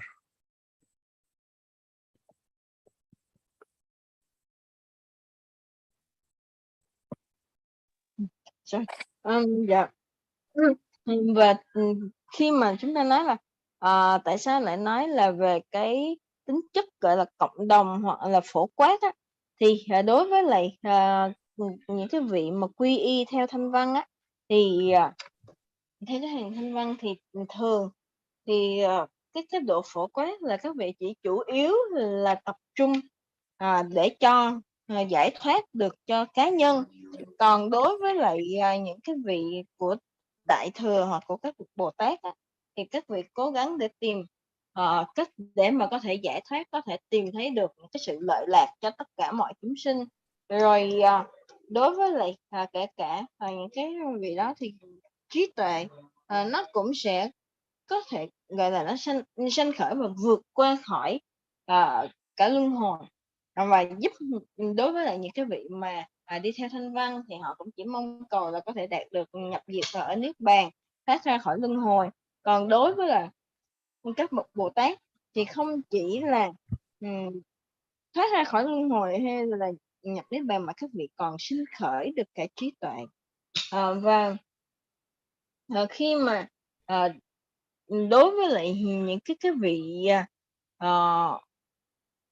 Bồ Tát thì luôn luôn là cần có những cái điều mà gọi là những cái động cơ gọi là cực kỳ là to lớn, để có thể là không chỉ là lợi ích, mang lại lợi ích cho mình, mà còn mang lại lợi ích cho tất cả những cái người khác, cho tất cả mọi người khác nữa. Yes, Kimbola. Okay, so if anybody have a question, we can ask your question, but if you don't have, then maybe today stop here, because that is because the next second what called the subject is a little bit longer, so we cannot finish today. The commitment is so commitment or what? Which one? Dạ, và thì hỏi là nếu như mà quý vị có câu hỏi thì chúng ta có thể đặt câu hỏi, còn nếu không thì chắc là chúng ta sẽ dừng ở đây. Tại vì bây giờ cái đề mục comment back. này kế tiếp á, thì khi mà chúng ta chuyển qua cái đề mục kế tiếp là về cái sự cam kết đối với lại cái hàng Thanh Văn cũng như là hàng Bồ Tát, thì cái điều đó nó sẽ nói rất là nhiều và nó sẽ mất nhiều thời gian và chúng ta sẽ không thể nào mà xong trong ngày hôm nay được, cho nên là nếu như mà không có câu hỏi thì chúng ta sẽ dừng ở đây.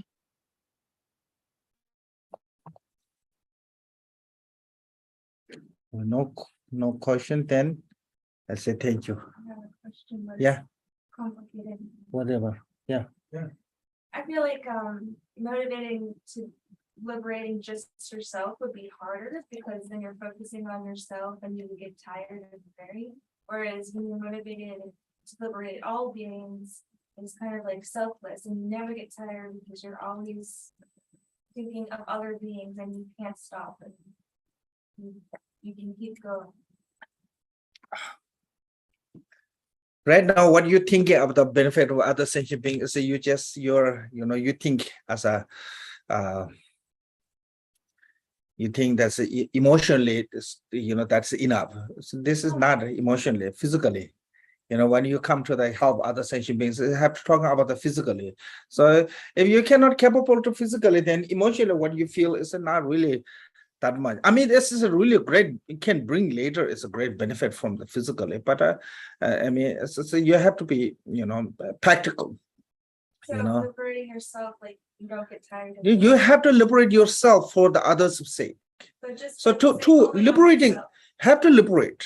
So there's two main reasons, some liberate for themselves, some liberate for others' sake. So it's like you get a job, you have to get job. But some get a job to take care of themselves, some get a job to take care of the family. You have to get job. Same way, so you have to liberate. But what purpose of what reason, main reason you're liberating is different. So like if you go to like business person, you go to business. If you want to have a commitment to take care of the family, if you make lots of money, you will come back to the help to your family.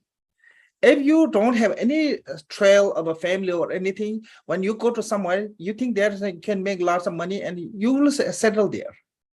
So you have to, achieve yourself nirvana first. Without any yourself reaching to the nirvana, you cannot help anyone. So that way, it doesn't matter which way, but either way, you have to reach to the nirvana. But what purpose of reaching nirvana is different. Make sense? So. Dạ, và có cái câu hỏi là ví dụ như làm sao mà gọi là khi mà chúng ta mang lại, hãy nghĩ là chúng ta mang lại cái lợi ích cho chúng sinh giữa cái sự khác biệt giữa đối với lại của bậc Thanh Văn và duyên giác cũng như là đối với bậc Bồ Tát, thì ở đây chúng ta nghĩ là chúng ta mang lại lợi ích cho tất cả chúng sinh, chứ không phải là chỉ đơn thuần là từ những cái cảm xúc cảm giác, mà chúng ta cần phải giúp đỡ cho những chúng sinh đó bằng chính cái thân của chúng ta, hoặc bằng từ những cái hành động của chúng ta, chứ không nó gọi là phải có cái thực tế, chứ nó không phải là chỉ là cái cảm xúc hoặc chỉ là cái cảm nghĩ mà thôi. Cũng giống như khi mà chúng ta nói là chúng ta làm giải thoát hoặc là chúng ta đạt được cái quả vị giác ngộ cho bản thân của mình, nhưng mà đối với lại hàng Thanh Văn á thì họ sẽ giải thoát cho bản thân của họ để đạt được đến niết bàn. Còn đối với lại cái bậc Bồ Tát á, thì họ cũng giải thoát chứng đắc, nhưng mà vì cái lợi ích của chúng sinh, vì cái lợi lạc của chúng sinh. Thì lấy một cái ví dụ như tất cả chúng ta đều cần phải có việc làm, nhưng mà việc làm mà chúng ta có công ăn việc làm để chúng ta có thể tự lo được cho bản thân mình, thì cái mục đích đó là một mục đích của hàng Thanh Văn duyên giác. Còn ví dụ như cái mục đích là chúng ta có được cái công ăn việc làm để chúng ta có thể chăm sóc được cho gia đình của chúng ta, thì cái đó là cái ý nghĩa của cái việc đối với lại cái việc làm của cái bậc Bồ Tát. Có nghĩa là cái mục tiêu, cái mục đích nó khác nhau, một cái là cho bản thân, cho cá nhân, còn một cái là vì những cái lợi ích của những chúng sinh, của những cái người xung quanh. Do đó cái động cơ nó có sự khác nhau. Ví dụ như một cái người doanh nhân thì người doanh nhân đó họ có thể là họ làm cái công việc, họ kiếm được tiền để cho bản thân họ có lời, họ có ích cho cái bản thân của họ. Nhưng mà đối với lại cái người doanh nhân, họ có được những cái lợi nhuận, thì cái lợi nhuận đó họ quay về để họ giúp đỡ cho những người thân hoặc là cho gia đình của họ. Thì hai cái điều đó nó đã là hai cái sự khác biệt.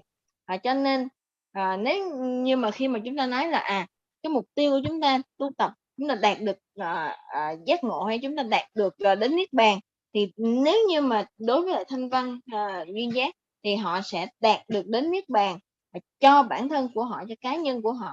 Còn đối với lại bậc Bồ Tát thì cũng đạt được cái quả vị niết bàn, hoặc là đạt được cái sự giác ngộ đó. Nhưng mà cái mục tiêu là để có thể có được cái khả năng cứu độ được, giúp đỡ được cho nhiều chúng sinh hơn. Cho nên đó là hai cái mục tiêu khác nhau. Yes, cảm ơn lắm. Okay, so thank you. Chan chu sem cho rembo che ma je pa na cho che pa nyam ba mem ba ya con do pe wa sho da da con de tham je tu do sabada yebe je we zawadi Tata Suje Tanje Nyundola Namamba Yanda Bazo Bejanjuran Bajato Bajo Che, Shijakose, Kunji Chuji, Tandana La Wonton to Combat in Jimbe Jetabasit, Shetroter Song Combens in Juji.